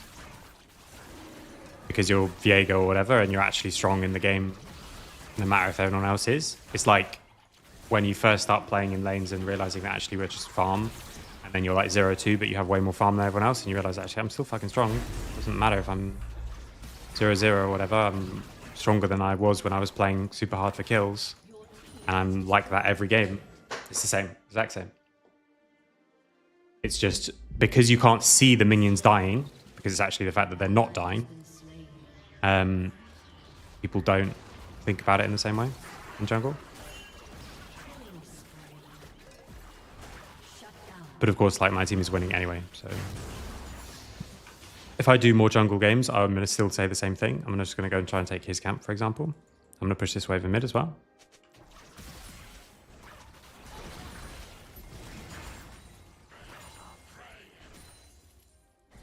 So that I keep it pushed, so that I can keep playing aggressive. I have a lot of gold, so I should just base. Okay, he's finally taking my camps, but he gets... the one time he tries to actually start taking my camps, he gets punished for it. That's a tragedy. That was maybe a mistake. Maybe I should actually go for... even here, like, why are we doing this when we should deal with waves first?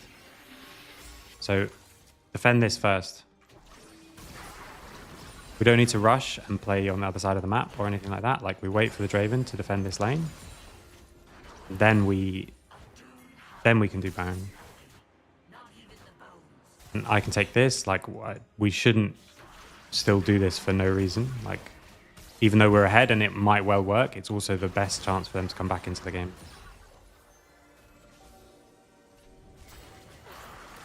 She's isolated by herself. Still saving my W in case I need it for something.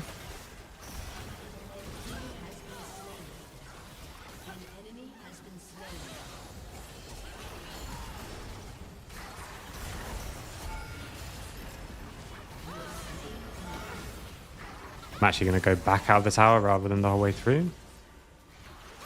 So I hit him with something just to slow her. And Rel actually just 1v2'd, by the way, and killed one. So this is not sure this is a good demonstration, but still, it just makes sure, like, no matter what happens. So even if I wasn't fed, I would still have 230 CS at this stage of the game. Or maybe not quite, but, you know, enough. And that's how you carry anyway. Because you're in a situation where, like, people are still going to be... There's going to be a couple of people who are, like, similar CS to you, but actually you're probably going to end up with a lot more gold than people. And also bruisers with that much gold are just really, really strong. So can actually be... I mean, these two just hard smurf this whole game.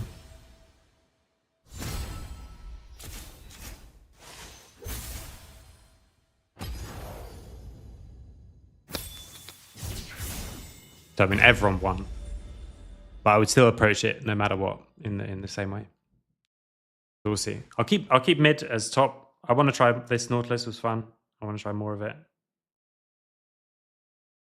And then we'll see.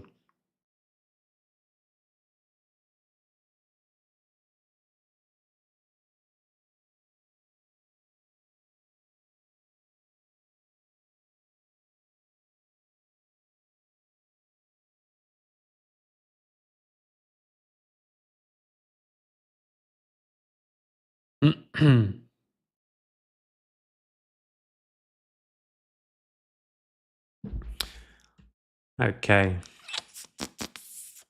What else could we try? Good, like, mid lane champs. Or interesting mid lane champs, I should say. List of champions. Ambessa, stuff like that in mid. GP. Stuff like Kale could be interesting because then it's just about like farming up and trying to make sure later on that it's close. Aatrox mid. Maybe. Thanks for the follow. Match up. Mel, I like Mel because again, I think so many of these champions like Neferi and Mel in low elo, a really big thing that people just would make you so much better, and myself included, is you just front load the thinking about your crucial spell. So with Mel, it's like, I actually was shouting get Freddy to do this in one of our scrims as well, so maybe it's not just low elo. Like, it was Mel into Zoe in scrims and like just never W other than to block the bubble, and you'll never lose any trade. I think champions with crucial abilities like that are really, really fun because you can just think and get a huge advantage. Where it's like, okay, I'm only gonna. I actually would be up for trying Singe mid. I don't know how. I think I'll be terrible at it, but that one. That's the other thing actually. Do you got like? So obviously, we're working this out as we go. I'm hoping me talking is useful in terms of like general tips on champions that I actually do have an idea of how I might play them.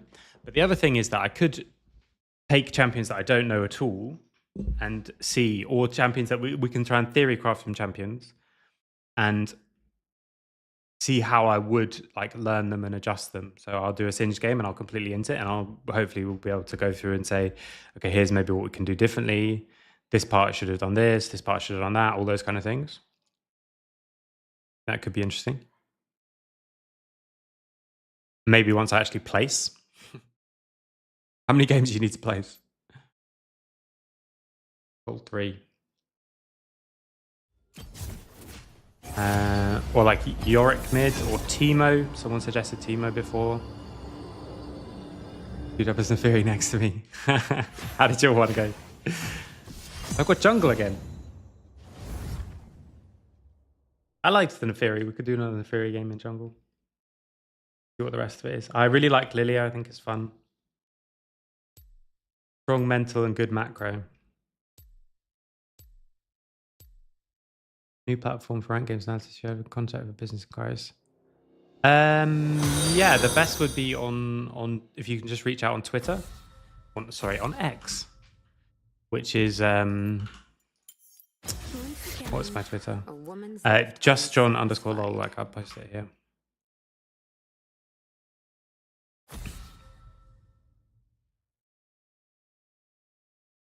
And then we can chat about it. For me, like the rank game analysis, though, not well. Let's talk about it. Let's talk about it. Offline is better. Had to play bot since top lane was losing lane and then easily won.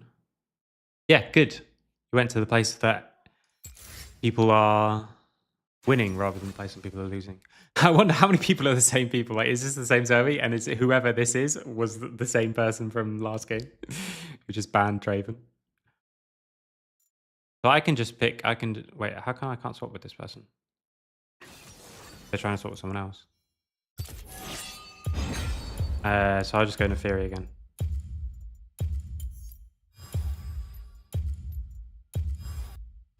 Yeah, I mean, it was fun.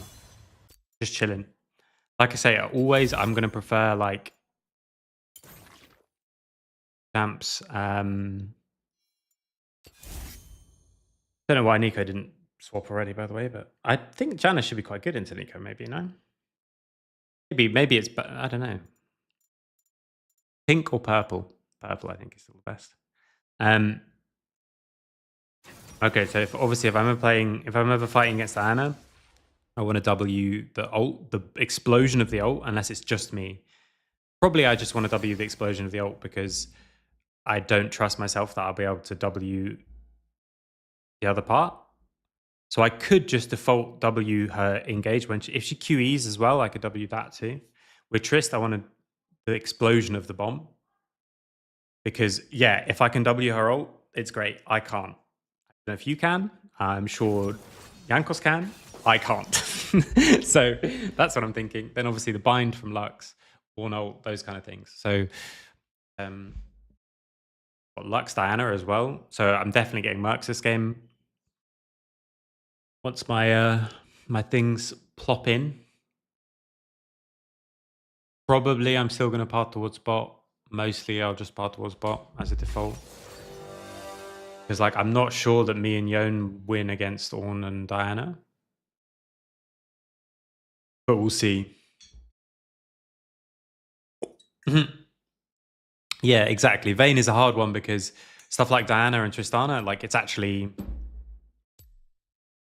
visible. I think I can W the Lux Q. I think I can W the Ornn ult.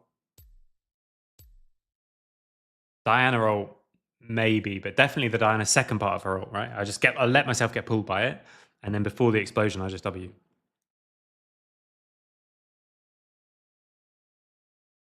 So we don't have very much setup anywhere. Obviously, Nika has setup, but Janna has a lot of disengage. So there's not a lane that I'm instantly thinking, okay, this is going to be like free ganks. So probably I'm just going to do the same thing. I'm just going to prioritize my own farming, get myself strong, make sure I'm not leaving camps up, make sure I'm thinking about the sequencing. So the order that I clear the camps. So if dragon's up in a minute 30, I'm clearing top to bot to then play the dragon. I'm not just taking some camps on bot side. I like this red one. I don't know if it's actually good, but it seems nice with like throwing my Q. I clear top to bot for the beginning and just look at if there's anything going on in bot, but probably I'm even just thinking like I might go to mid after. But I'm only thinking that I'm going to do stuff in that free timing window. And if I don't show, then I don't show.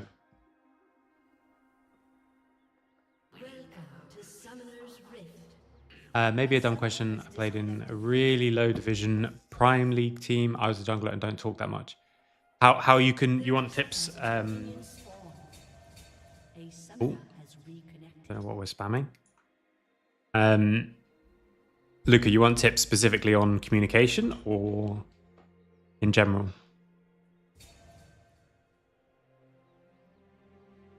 Because I think those two are a little bit different things. Because communication, you do have to kind of, I think you have to build up the habit of getting used to it.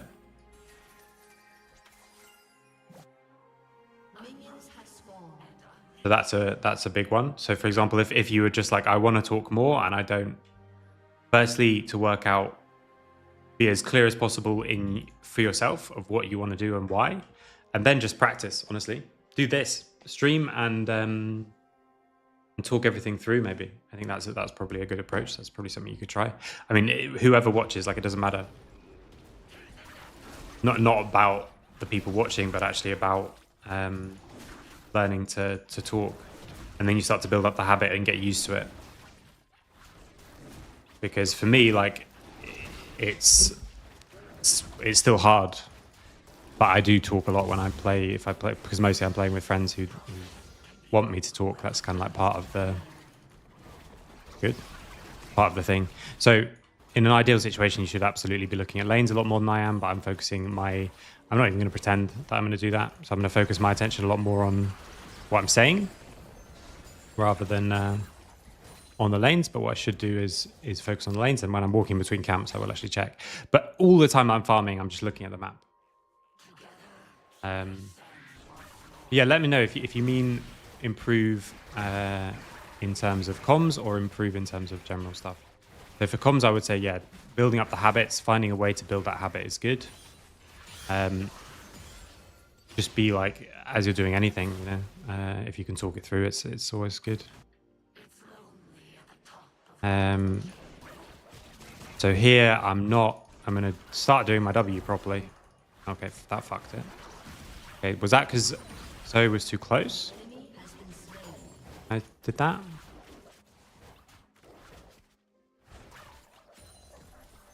I'm not sure why that happened. So Diana's just doing the mirror of my clear, which means that she'll probably do it again. So in terms of these things that I can do with free time, I can only get some extra info, but I probably can't do anything else. I'm just going to let her take top scuttle. I'm going to take bot scuttle. Close lane if you go untargetable. Okay. So I just do it when there's not someone around. That's a good idea. Sorry, Luca, I don't know if you already answered this, but if you let me know if you think like it's a communication thing or it's actually just how you play. I think for communication, the best thing to do is...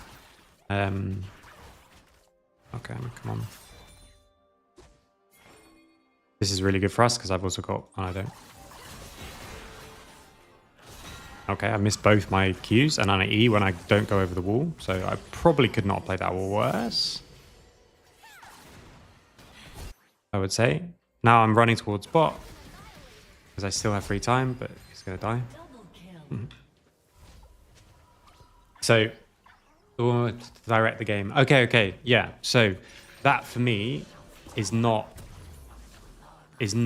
just about building up the habit. It's also about working out what to say as well. I think a really big thing to do would be to be clear with your team that you're going to try it and you're not going to be good at it. That's a big one. So you will never be good at this the first time you do it. If you watch someone like Treats do it, for example, he's so good at running the game. But even Jankos, like best jungler in the history of EU, he was not that good, I think, at running the game for us at the beginning. Not that he'd never done it, but it's because like you have to get used to the players that you're with. Everyone talks differently. No one communicates the same way. He's obviously used to people being a lot better. So here, for example, I could be tempted to go top lane, but I'm not. I'm going to clear towards bot, then we're going to try and make a dragon play. Because I don't think this gank has that high chance of working. I think it's kind of likely, but farming is definitely likely. In terms of like what the next plan is, like if you find yourself in a situation where you forget to say it, but it's always clear to you, you can even experiment things with like timers, like a timer pings every 5 minutes, and you just know when you hear the ping, you say, okay, this is what we're playing for. That can work for sure.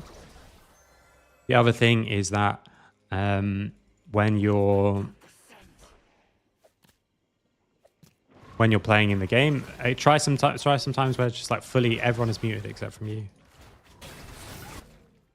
Okay, so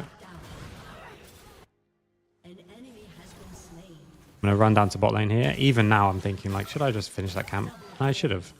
I'm gonna come here and I'm gonna push this wave, and I'm gonna go start the dragon maybe.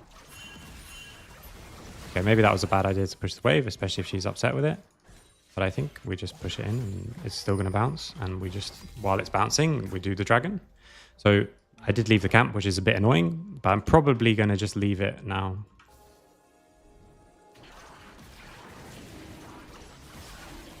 I need to work out how I can pull this out as Neferi. Because as soon as I hit it, my dogs go to it, right? So how do I... Like, the whole point is I pushed it, so...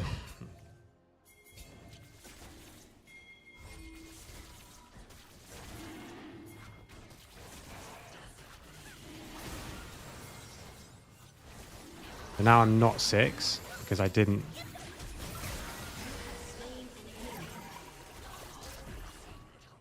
Well, I'm not 6 because I didn't do that stupid camp. So I should have definitely done the camp. And now this dragon is going to take absolute for ages.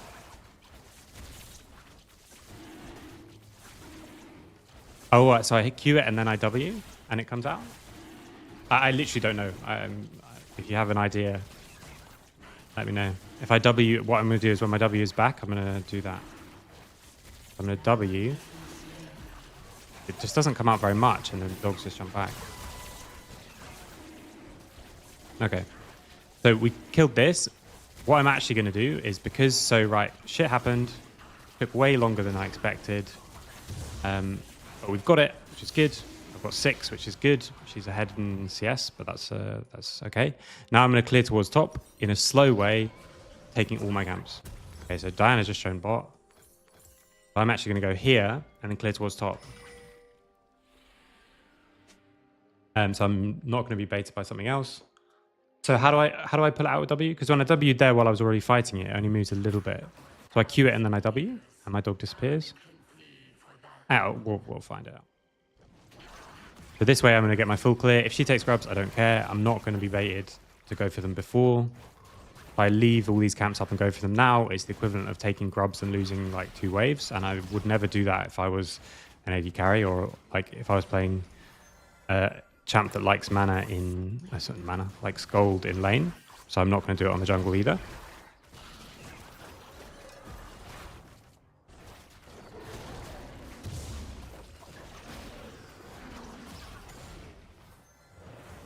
You always want to be like leaving the camps where, like pulling your camps towards the side when you can. You will miss opportunities, like maybe I could have been mid and made something happen here, but like I'm not gonna risk that. There might well be a situation where she takes these grubs, but I'm not gonna. I would take all the camps rather than the grubs. But yeah, she takes grubs, I don't care. Now I'm around mid in case Diana comes straight away. I'm actually just going to throw this way to see if she's come. Nope. Okay, if she's taken my red as well. Okay, no. If you had have taken my red as well, that would have been actually a bit of a problem.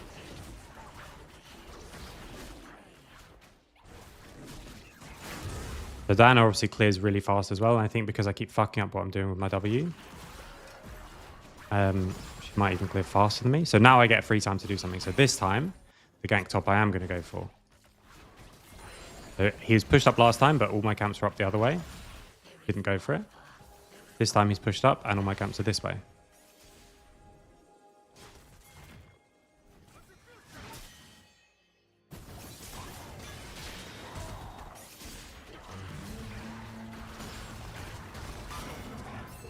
I didn't think that would actually hit me, so that's why I didn't...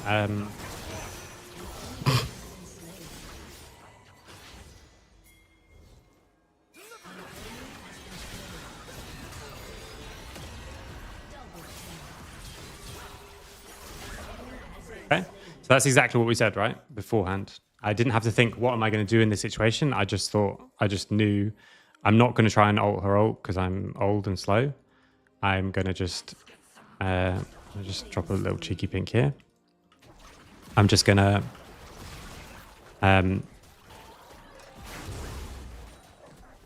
wait, and then I'll W it when it comes back.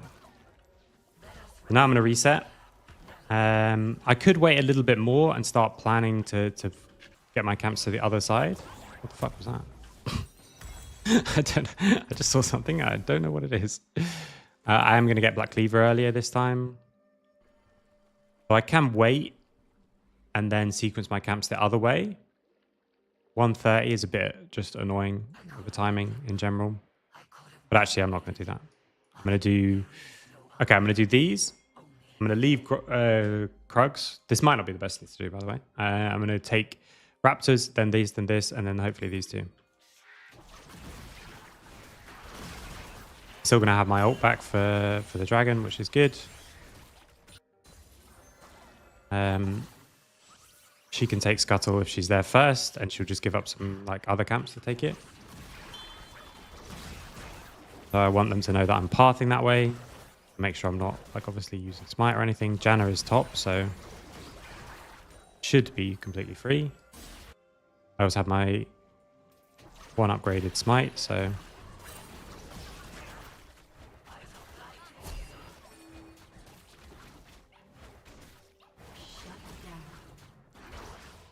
let me look properly in between games as well, Luca. We can talk about it more. But also, just because you're the jungler doesn't mean... I don't know if you're already saying this, but just because you're the jungler doesn't mean you should fool or anything like that.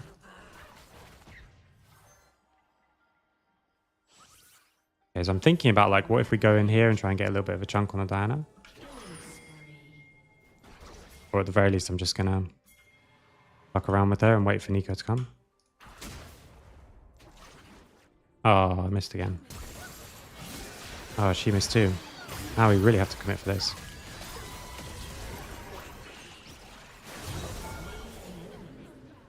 Okay, so I'm going to be quite low.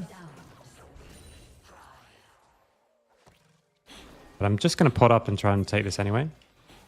We just need Kai'Sa to not die. If Kai'Sa dies, then it starts to get a bit awkward. If there was camps to take, I probably would actually just take her camps instead, but there's not. Okay, it resets it. Right. Okay, good. So I can do it like that with W. It was a bit weird to use two of my abilities to just pull out the thing. Where I could just walk over and hit it maybe, but don't my dogs then go for it? I think I'm actually in a bit of a dangerous situation here. Because Yon died in top and everyone left me. So I'm going to go for this and just try and greed for it. The 900 on smite.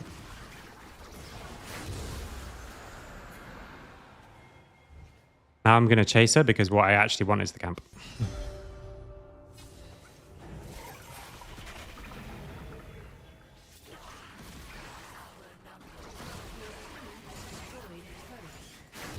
Oh, 4 HP. Okay, so I'm prioritizing taking these instead. I'm actually going to try and pull this as well. Because I've got Nico with me. Don't have smite though.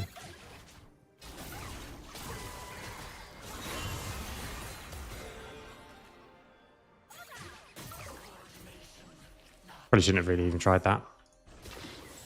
Should have just known that because I didn't have smite, she would go for it. But so now what I'm going to do is fuck it, full clear.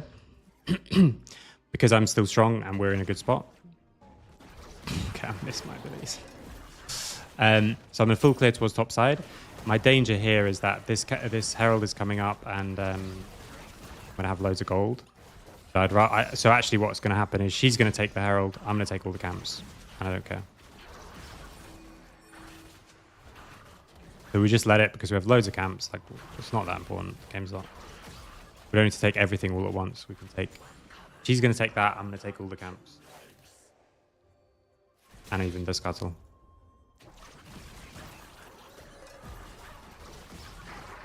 Definitely there's a better way to do that.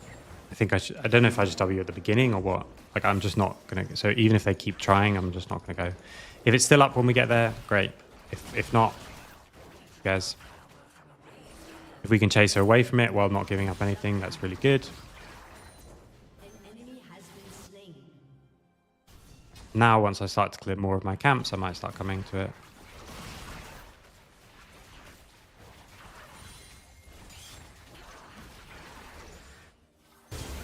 Now I'm going to run towards the top. I will go for this fight just because they're here and I'm here.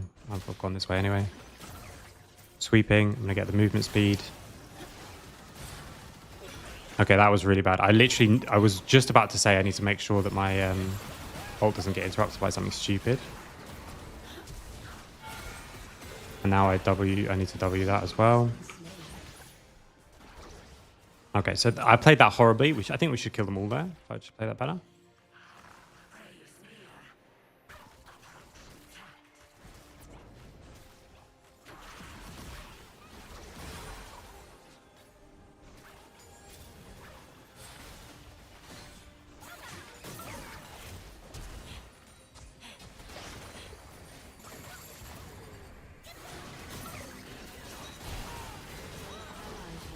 Okay, so now I need to... Yeah, okay. I played that whole sequence just really, really badly. So I should wait and I should ult when the knock-up missed. This elo is like mid-gold, I guess, now.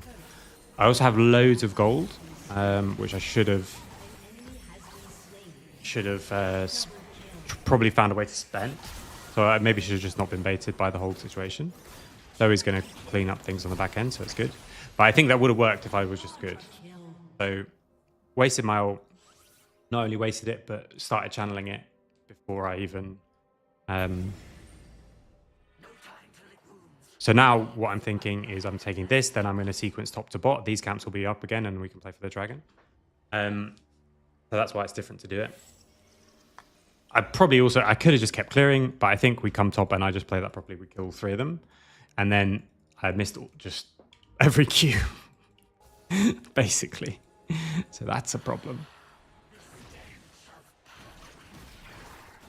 So again, I'm not like desperate to be first person on the dragon when it comes up. I want to make sure that my camps are up. I'm killed, not up. It's obviously a little bit inefficient to have 2 smites at the moment. I maybe should have just smited that battle to just start the next one channeling. Because I want to save this for the smite steal because she might come in and now there's 2. I was literally looking at chat. Okay, so I'm going to clear again. I'm going to clear top to bot, even if the dragon is up. If she takes the dragon, fine. Like, I'm just to ignore these pings. If you can push her away, it's good. If not, give it. Guys, I wouldn't drop loads of waves in the side lane to take the dragon. I'm not going to drop loads of minions in the jungle to take it either.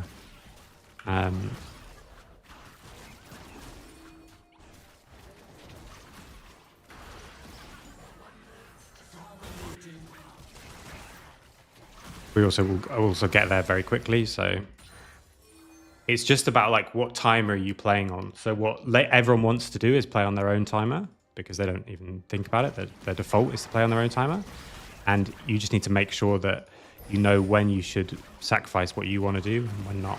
And for me in the jungle, especially on a champ like Neferi, like I just don't care. I'm gonna come to it now, sure, because this is a good time for me to do it.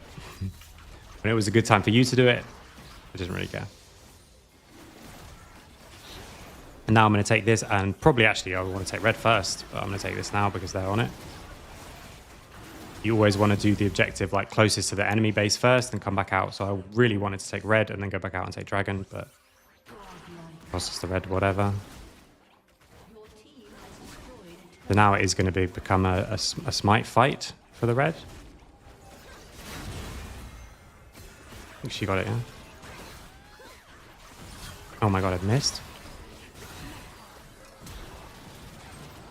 Okay, so turns out I can dodge it when it's just me. I'm going to take this, and then I'm going to herald as well.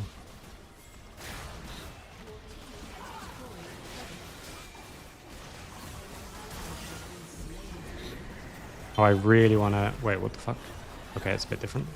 I was going to say, I really want to drive the herald into the sleeping fist.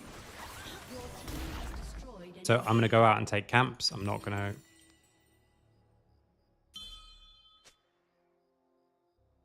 We just take camps and we do it after base. They should take the bot camps. I should take the top camps. Like, we deny so much gold from doing this, and every time you don't, like, it's really bad. So Zoe's obviously upset with the fact that we're not just playing on like whatever she wants. I'm just going to use that to get away. And so now even, I'm probably not even going to go straight to Atacam, but maybe I do. It's also, now we're starting to balance mental for our team as well. Just not just what's actually good. We have to also balance that. So if they're literally just standing by Herald, by Herald to do it, then probably have to. By Atacam, sorry. I'm ignoring that so that I can get into this fight because it's maybe an important one. Maybe not.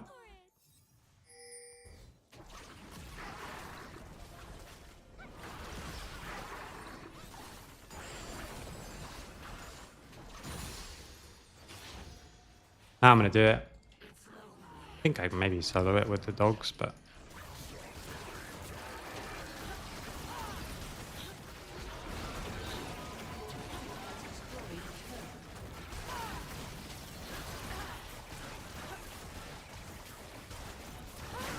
Yeah.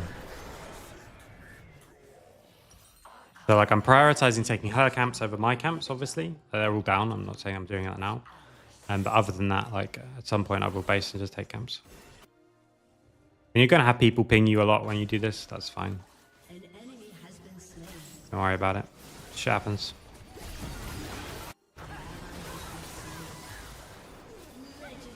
Zoe is just mega fed.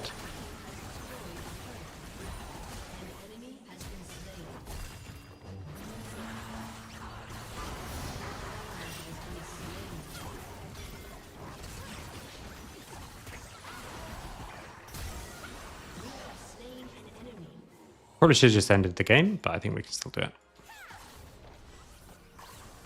Okay. I think I will have to check briefly with Inner, but I think that might be it for today. But I had a lot of fun, so we're going to do more of these talking solo queue games. Luca, I don't know if you want to explain a little bit more now, because I can read back and try and find it. We can go over some stuff. Yeah, thanks. It was fun to do. And I think no matter what happens, if we ever do actually get to an elo where like I will need to be focusing more, I'm still just going to not. Like, I'd rather keep the stream good than get. I shouldn't worry about that. Let's be honest. It's been so long. Like, I'm beyond rusty of like playing games that I actually am trying to win. Because even when I'm playing with friends, like I just want to have fun. I'll prioritize fun over winning. Chloe did good. Nico was fun. Let me just check.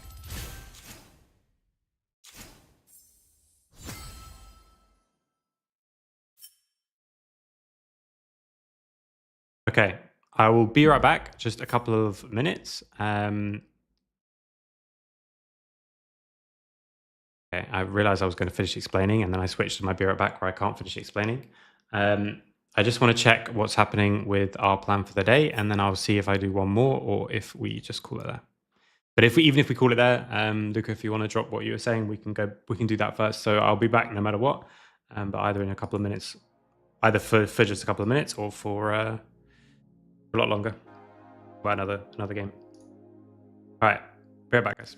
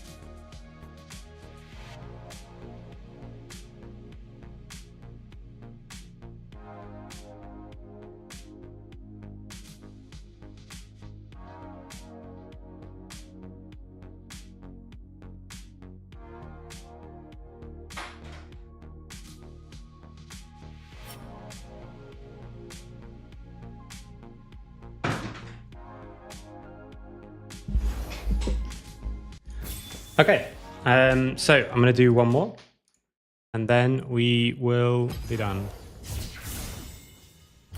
Hopefully with that break, I won't get jungle again.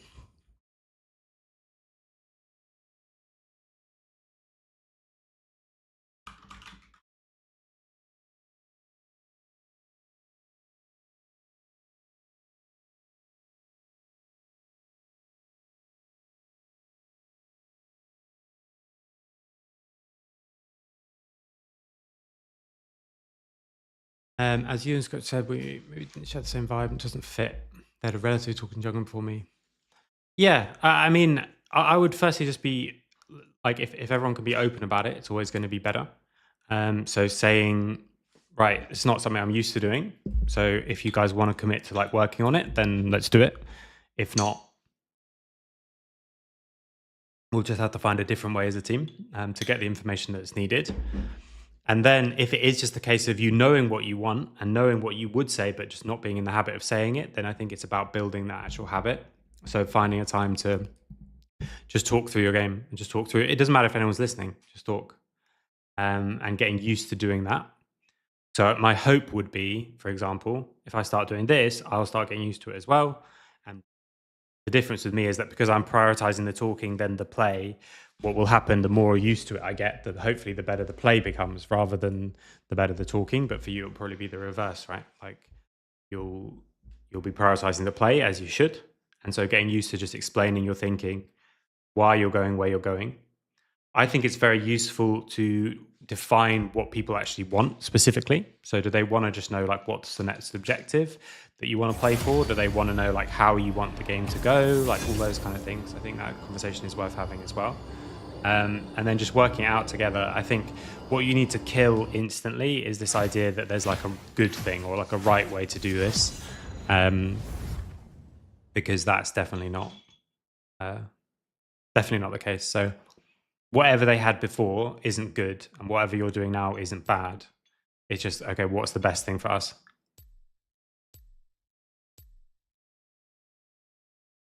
This is really feeling to me like a Nautilus mid game, guys. Carry jungler. Once again, a woman's left unsatisfied.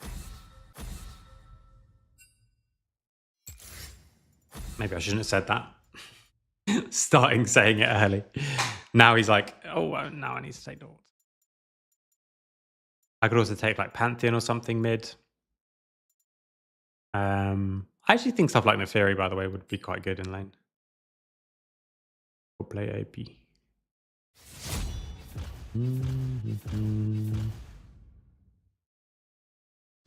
They don't know it will be full AP Naught. It's an AP threat.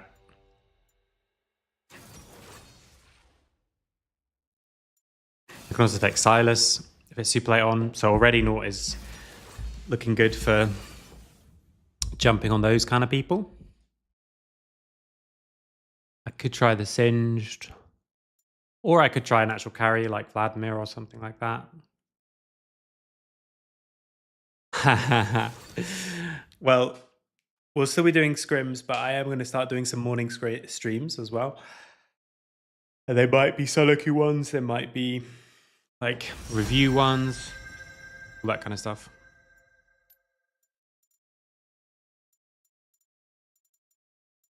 Wait, where is Nautilus? Okay, there you go.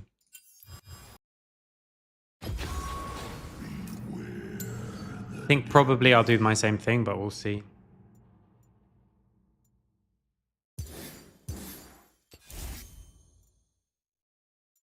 The purple's cool too.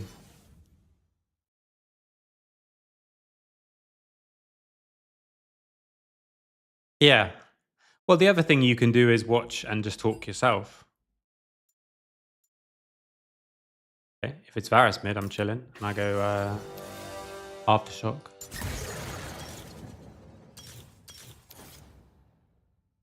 Not Aftershock, sorry, Electrocute.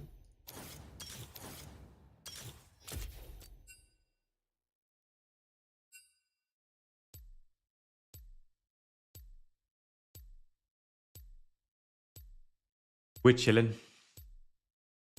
I'll be up until you start stream. No, don't do that, Val. That's a horrible idea. Just sleep properly. Okay, it's the Animid. Very jungle. Should have predicted that. Not. So probably, I mean, obviously I don't think it's going to work like it worked with Echo. She also has Electrocute as well for the short trades. So if she just dashes in, I'm going to want to just... Maybe I can even queue her out of her dash, actually. If that stops the damage for it, then I like this matchup. Because when she hits that Q, I know she's going to want to dash on me. Then, other than that, it will just be the same as always, like push and move. Anything with Yi, obviously, I can provide a lot of deep schedule rotates. Is that because like work rotates, you do shift work, or just because you play too many games too late?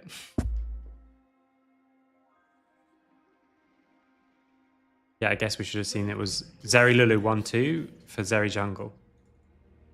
They insta-locked it as well. It really seemed like it was going to be... 30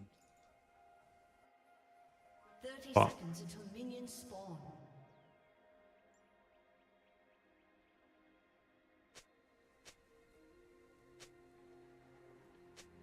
You want there? Yeah. Okay, so I can take Q. It's not actually like, I think amount of sleep, it's better to get 8 hours, 8 a.m. to 4 p.m. than it is to get 4 hours in the normal night. Okay, well, now we're all a little low. Do I have time to base? No. I'm going to run back to lane. If I get chunked out this way as well, it's just going to be a bit of a nightmare. I just pop both my pots. I'm just going to pop pot anyway. Thought she was going to throw another Q, so I moved a little bit to the side. So she's definitely going to get pushed early on because she has an AoE ability and I have my hook. So I just have to play a little bit safe early, try and conserve as much HP as possible. Just get last hits with this range thing. This matchup could be really bad for me, actually.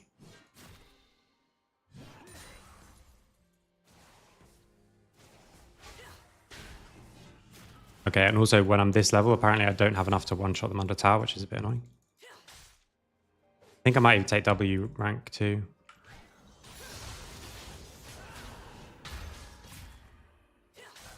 I could have tried to proc my electrocute, but I think she would have got hers as well, and I didn't want that. I want to play for my level 3. I have to keep juking like to the right, I think, when she throws the ability. I think that's the thing on. I'm just losing so much CS here. A lot for that early play.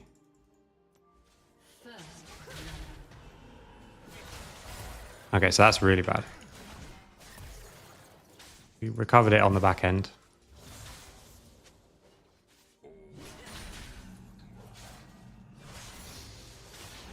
So we both have TP though, so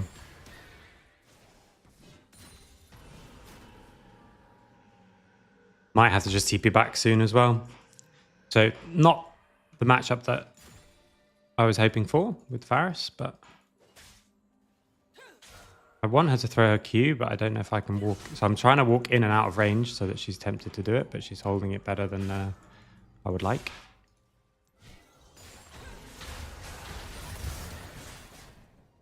Okay, so I did get the cannon. Downside is I now have to base because the next one kills me. If she goes for it, I maybe have to like flash. Okay.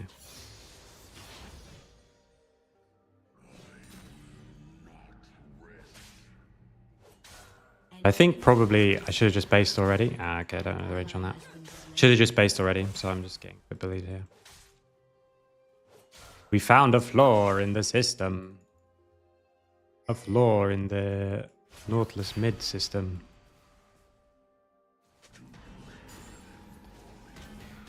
Okay, now I'm basing and I just have to TP and I'm going to lose some more minions as well. Not too far behind, but still it's not great.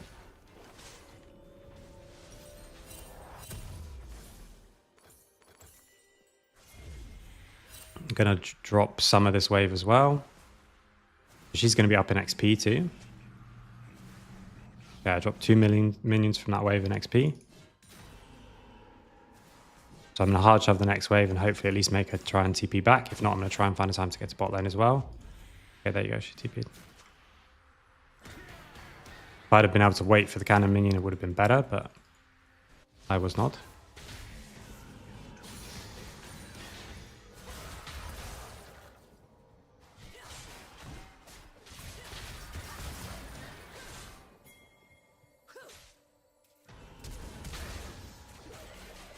Okay, so that's really good. So really nicely timed gank from Yi.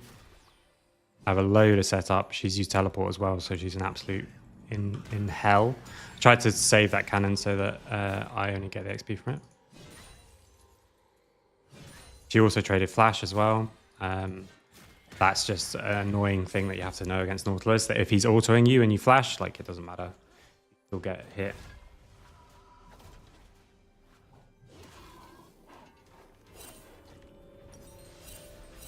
So I'm going to get boots and this. Don't have any pots. It's a little bit annoying. Other than that, we're completely back in thanks to the Yi. I think actually that fight was going to be good for me, but even so. Okay, she should have just hit Lulu, I think. It's still going to work. Nice. Okay, I was too... Van is definitely going. She's there. If this doesn't work, it's really big for me. She doesn't have flash as well. She doesn't have 6 too. So like that roam, for example, that's exactly what I was talking about in jungle.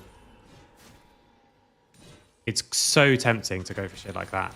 And it's so bad. Now I'm going to run this way and actually try and stop her even coming back in.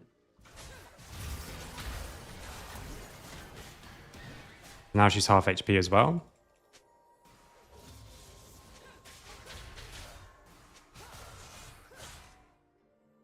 Good job. Don't ping me. You're the problem.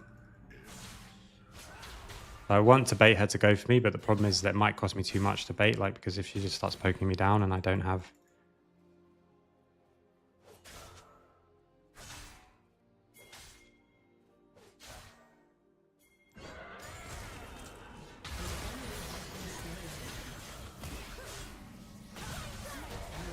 I wanted to not hook because I didn't want the Lux to steal the kill with her E accidentally.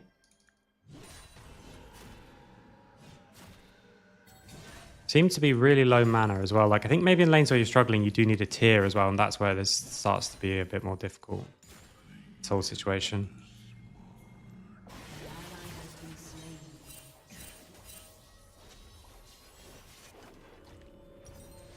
So I'm going to get Catalyst rather than the other thing, just to get a bit more mana.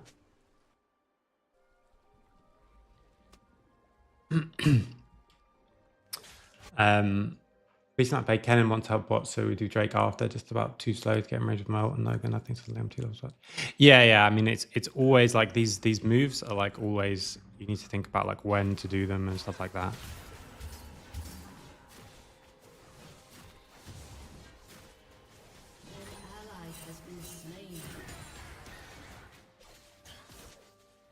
So problem, this is going to be a game that if we lose this, it's going to be a game we fully lose over like mental.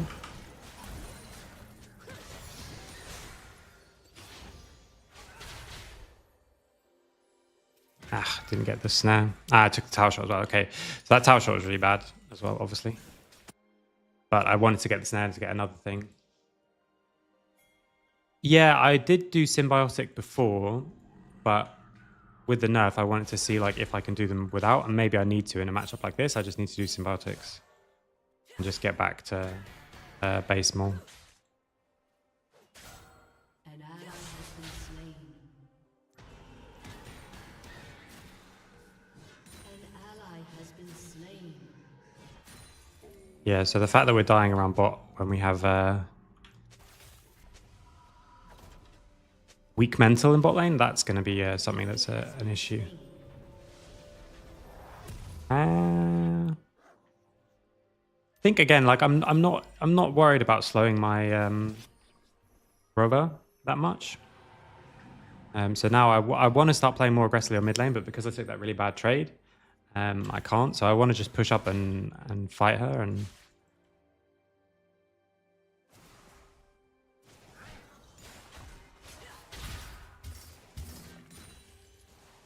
Would you want Simba? That's what I'm wondering about. I don't think you need Shirelias though. Like Roa, I think is so good on Nautilus.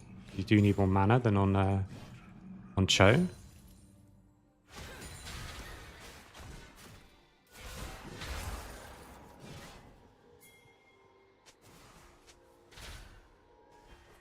I'm gonna just go forward and pink here.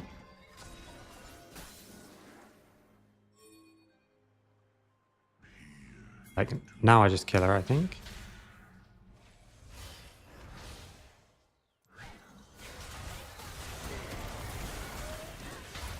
Okay, we missed everything. That's a shame. I think if any of the luck stuff hits, we're chilling. And I would have been able to W as well. That would have been good. Okay, that's a shame. I think if any of Lux's abilities hit, we just kill.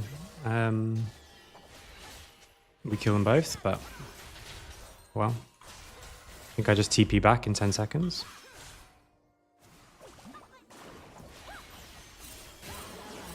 Okay, she gets one. Let's just TP here. I'm gonna get a couple of pots, but I'm not gonna get.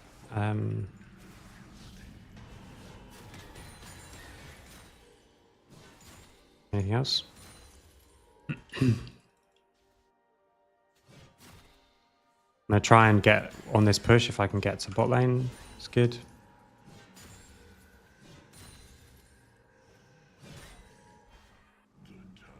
This is a good time for it. Maybe it's not even. Okay.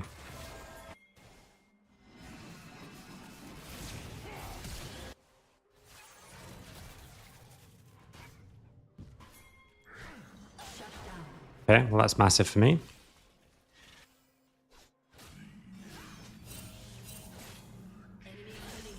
Okay.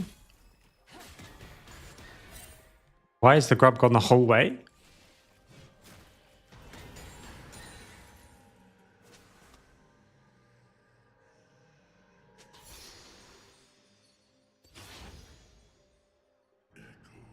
Now, obviously, I think she can kill me if she blocks the stun. An ally has been slain. So here, I think I do actually need, like...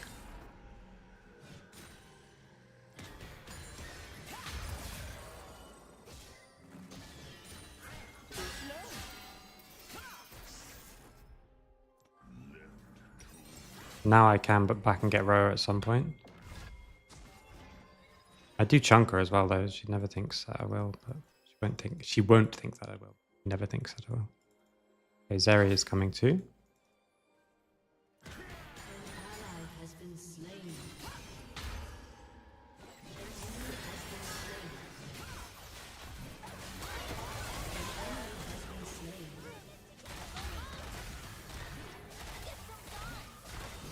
4 seconds on this. I have to just stay in this fight and hope we win.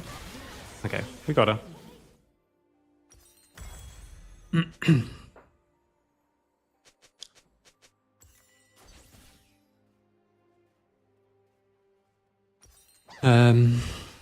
Do I just get pen? What else could be good? I mean, armor obviously would be the sensible one. I'm gonna do that. Let's see how strong I am with just like armor and a slightly more. Yeah, I mean, it does. I can't decide. I really like Protobelt, obviously, because you catch people out with the hook. Storm Surge is actually so easy to proc that it's very good as well. Maybe both of them. Maybe Lichbane. I think I should still build full killing squishies because even though I'm tempted to go Leandries, especially if Fiora's up against me, I think I have to just one-shot like their carries. That's the way that we...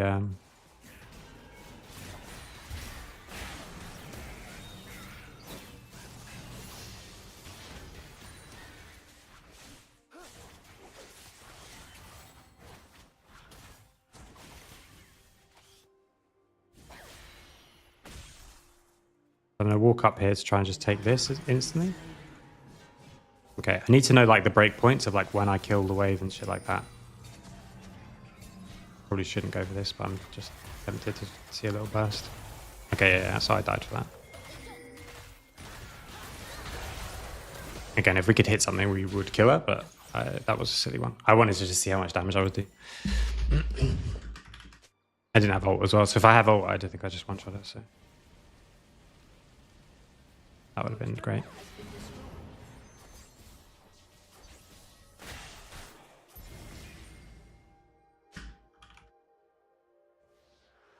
It's not good for me to lane this too because I want to make sure that I'm staying like high level to make sure that I can still kill people.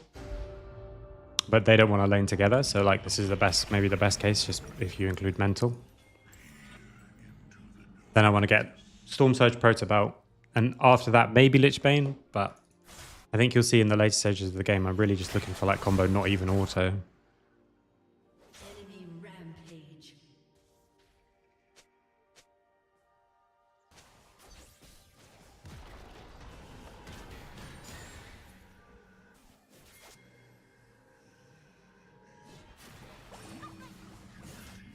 Not going to support, I want to go...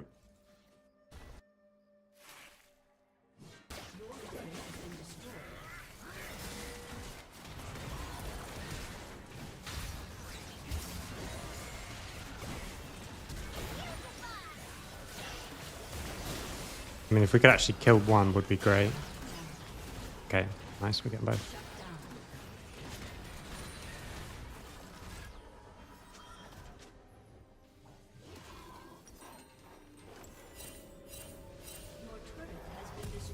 Fizz with CC. You don't have the damage thing, which is a bit of, I mean, the damage block thing, which is a bit silly. So obviously it's not great for me to match up against Fiora, but I'm still just going to go there because we have to pick up the wave. You never want to like drop a wave for no reason. I'm just going to hook to the tower. Get in range.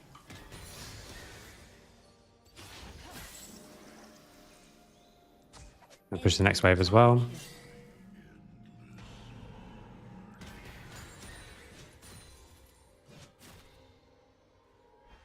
Yeah, it's going to be mental that's will cost us big in this game.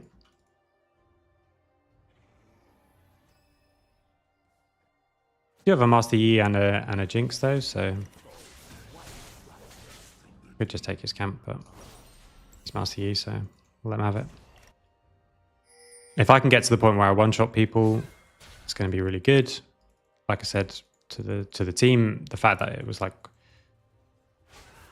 2 people in mid is really not good for me, which is why I want to let Jinx swap when we can. But we're quite far behind. And if Varus builds some like MR and stuff, then it can start to get really awkward. Ah, that was a bad hook.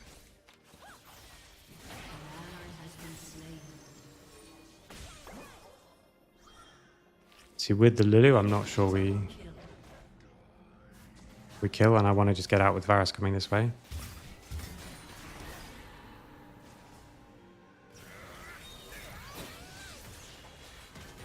Okay, I mean, I'm not sure what's really happening here. Do I try and just quickly...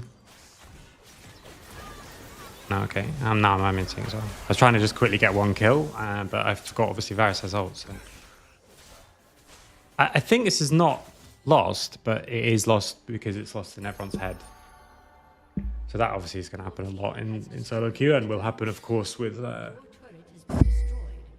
It'll happen, of course, with weird stuff like I can't 1v9 on this. Like I can play like supportive and stuff, but it's just and in the last like 2 minutes, she literally hasn't based on with all her 6 kills. Right, she was 0-3 with Leandris, and now she's got 6 kills. So bit of a problem. Maybe I can just try and sit inside. I still want to just get some items, and then I try and just.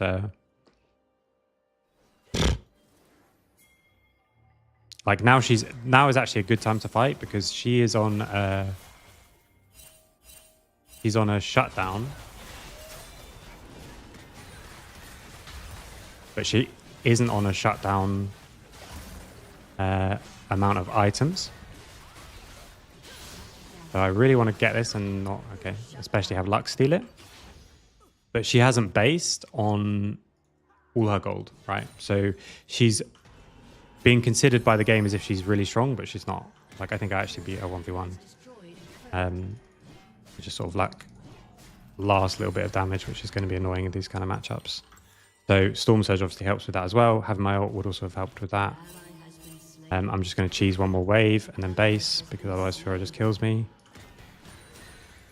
My E doesn't quite one-shot, which is a little bit annoying. I'm still going to say no to FF because I'm having fun and I want to test this out.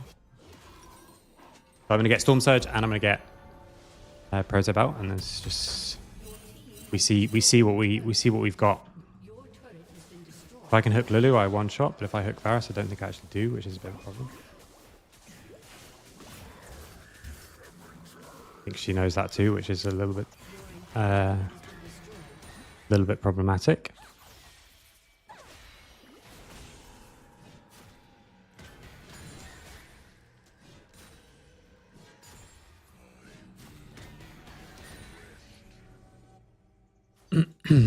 And this like tanky Diana build, obviously, like I said before, the real problem with stuff like Nautilus mid is that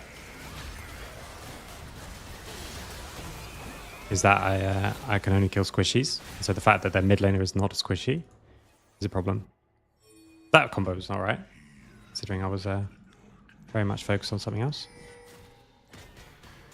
I can get that first kill and then Jinx plays with it.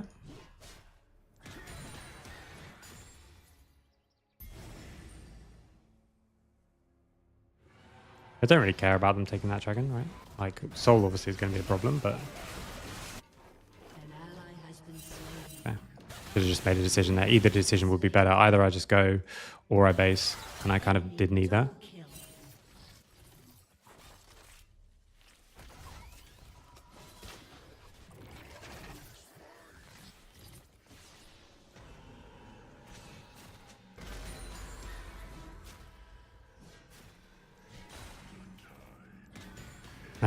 So we've got some gold.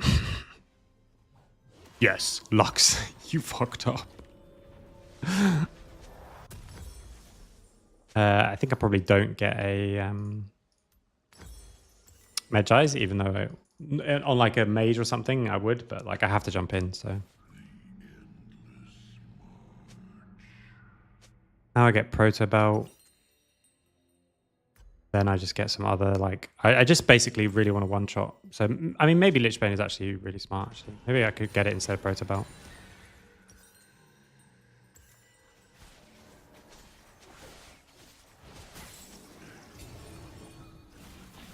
Let them yap. Yapping away.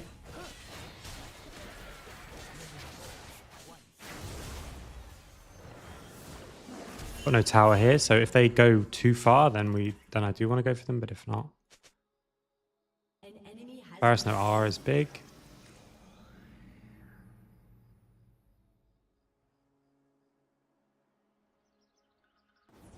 Garen winning on side is big. Got 2 reset champs and a huge amount of like burst. So yeah, I got the 15 one and I'm almost 16, which is good. If I get it earlier, then I actually get a less important level. But I think we can actually fight this.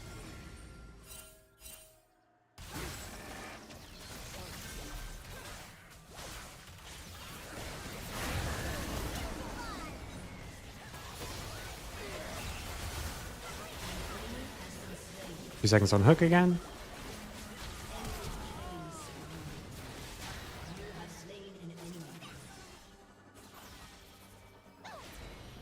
It's good.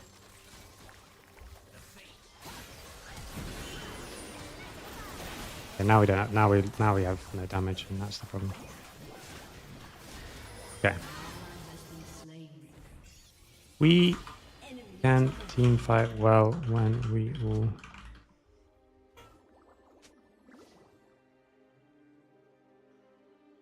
Jinx and E reset. So I go for the Proto Belt for more stacks, more range to get those hooks.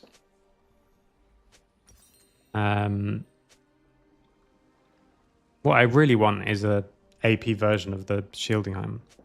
And maybe I go for Lichbane. Maybe I go for Shadow Flame is also good. Rabadon's obviously also good. And then we just shouldn't have checked that bush. Or I should have just... I don't know in that situation, like I can back off and just let them die. Or I can try and help and just try and disrupt the Varus on the back line. But they're always going to have a lot of... It's also really not good for me to not have items because it's really important that I can stay killing people. But if he has them, then... If he plays well, it's good. But so far he's on a 8 death streak at the moment, so that's a bit of a problem.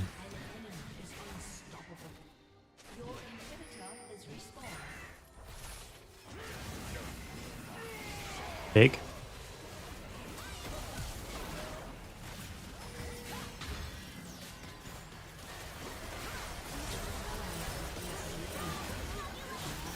Like this jungle Zeri has got more CS than anyone in the game. And also just loads of kills. So it's a bit difficult.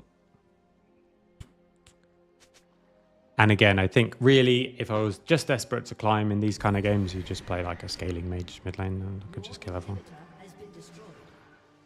This is much more fun.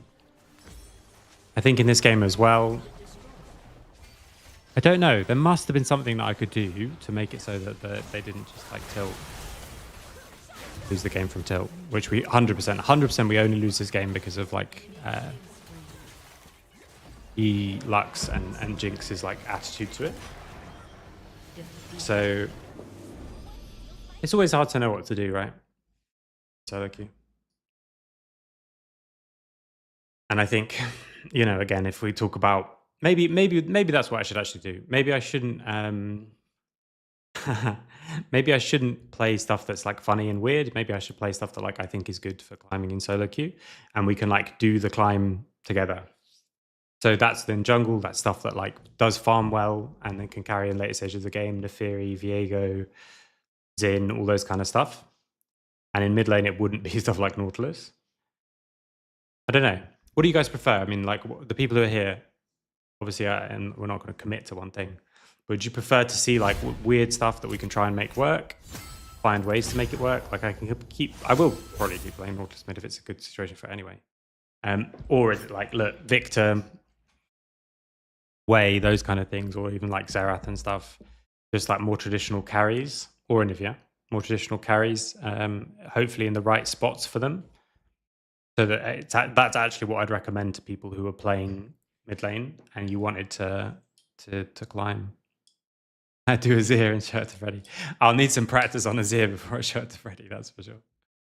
This game, I think, definitely. I mean, I have a little bit of time, so mix of fun. Okay. Let's just do that.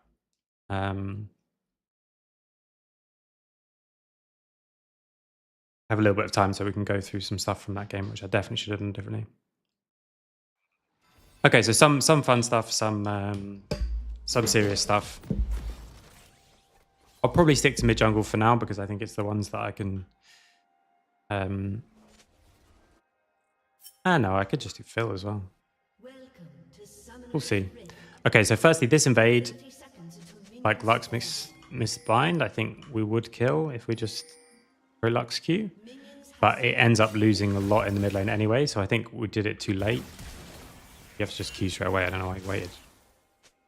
Then here, like, because I walked back this way, the early lane was really rough for me, as you guys saw, because I have the ability that I don't want.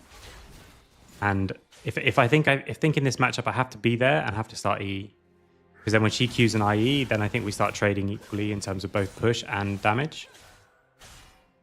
So that I think is better. Then here, taking W rank 2, I think is still good because I'm just already in a bad situation, so I just need to try and stabilize as much as I can.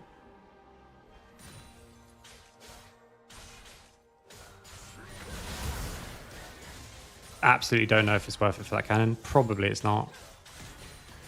If I can survive one more wave, I was just nervous about her killing me. I didn't think I'd find a better time to back than this when they're actually equalized out. But if I can survive the next wave, it's cannon. So here I lose 2, but I would lose none, obviously, if it's cannon wave. She loses none, but I do get a push. It's not the worst situation, right? I'm 10 CS down, but I don't think I need to be. And then here, like, actually, because the way that she plays the trade, she's already losing. And then here, this is annoying. It's just something you have to know.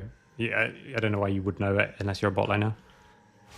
If Nautilus' auto is already in there, you're getting snared no matter what. I think she dies no matter what, but maybe she doesn't die actually. No, because I don't have hook. She doesn't die unless if she flashes earlier, or then if it's coming, you just don't flash at all. No, the snare, right? The snare is Nautilus specific. Like the auto hits you, but the auto doesn't do any. Like the snare is the thing that kills. Then here, like I think this game kind of should be won now. Not really, obviously, but like they're both in a really good spot.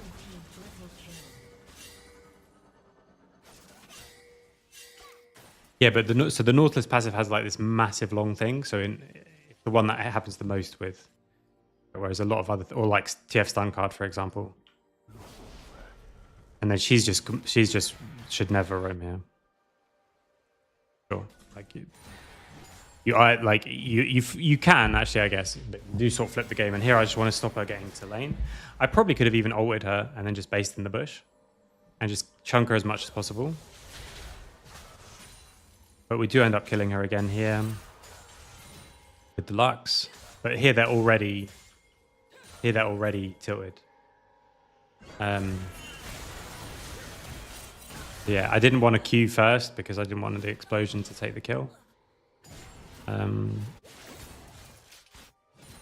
So I think now at this stage, like if I can find a way to just if I give up something in mid to get to bot lane, maybe that's better because I can get them another couple of kills.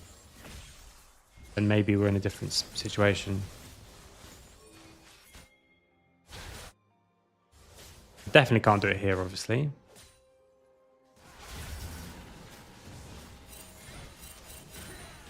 And now they're dead, so... Here I had push to do something. I did also in just a few times in this game, which obviously if would have changed that, maybe we can just keep people a bit more. Wait, was this the one under tower? Because I think, yeah, okay. So here I'm in a really good spot, and this is bad. Like I shouldn't extend the trade. I don't have electrocute. I don't have any of my abilities. I tried to get one more E. That's what I wanted because I thought her stuff would also not be up, and my E is just about to come up. But because I take the tower shot as well, now this next wave, because I don't have any pots and her pots are ticking, I have to concede a prior one. Whereas if instead I didn't take that shot, and I would just be able to still fight her in the next wave, then I think we're in a very good spot because she can't just push and do anything.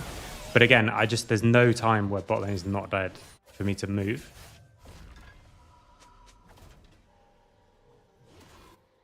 So I base now.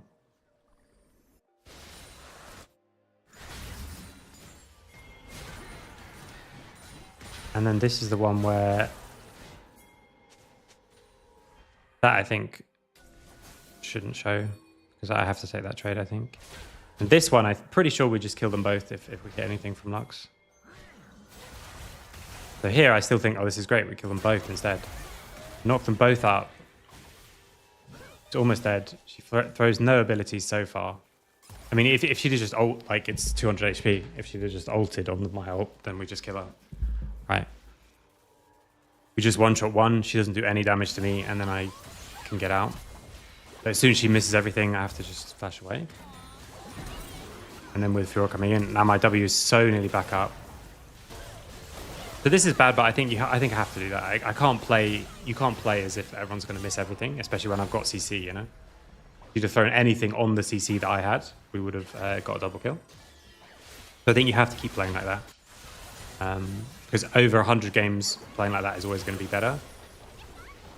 Then I get this elbow back. I think this massive overgroup is not that good from them, even though it did go well. I think we're in an okay spot here, right? Still. And then Zeri gives me my free shutdown for some reason. Which is nice. And then Gromp just... Kruk just follows for ages.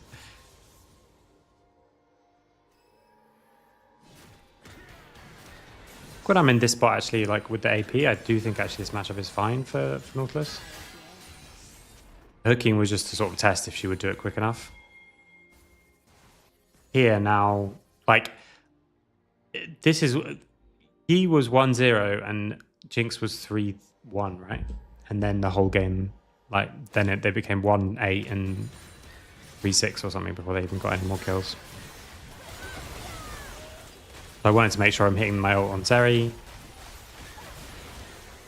If I can't disengage, we have to just fully commit and try and get the kill. I think that's okay. But Lux being mid now is bad, so I should just run... Like, it's bad for me to have someone else in my lane because I should just run bot. I should just ping, like, I'm going bot. I should gank for the Jinx. I should have... Maybe what you can do as well is sort of pick the... Like, so Jinx is tilting quickly, but Lux also tilted just as quickly by being insulted once. But Jinx is actually, I think, a good player. So maybe I should have just played bot lane here. Again, I can't give up this wave. I want to find an opportunity to be swapping. So that I can play bot lane, basically. And push bot and then move. This was good to push this. Obviously, this hook was really bad. Hook this. I was just literally thinking, like, how much burst do I do? I wonder. Not enough. Really silly. At this stage, actually, we're not that far behind. Didn't we have bounties? We do kill them both here.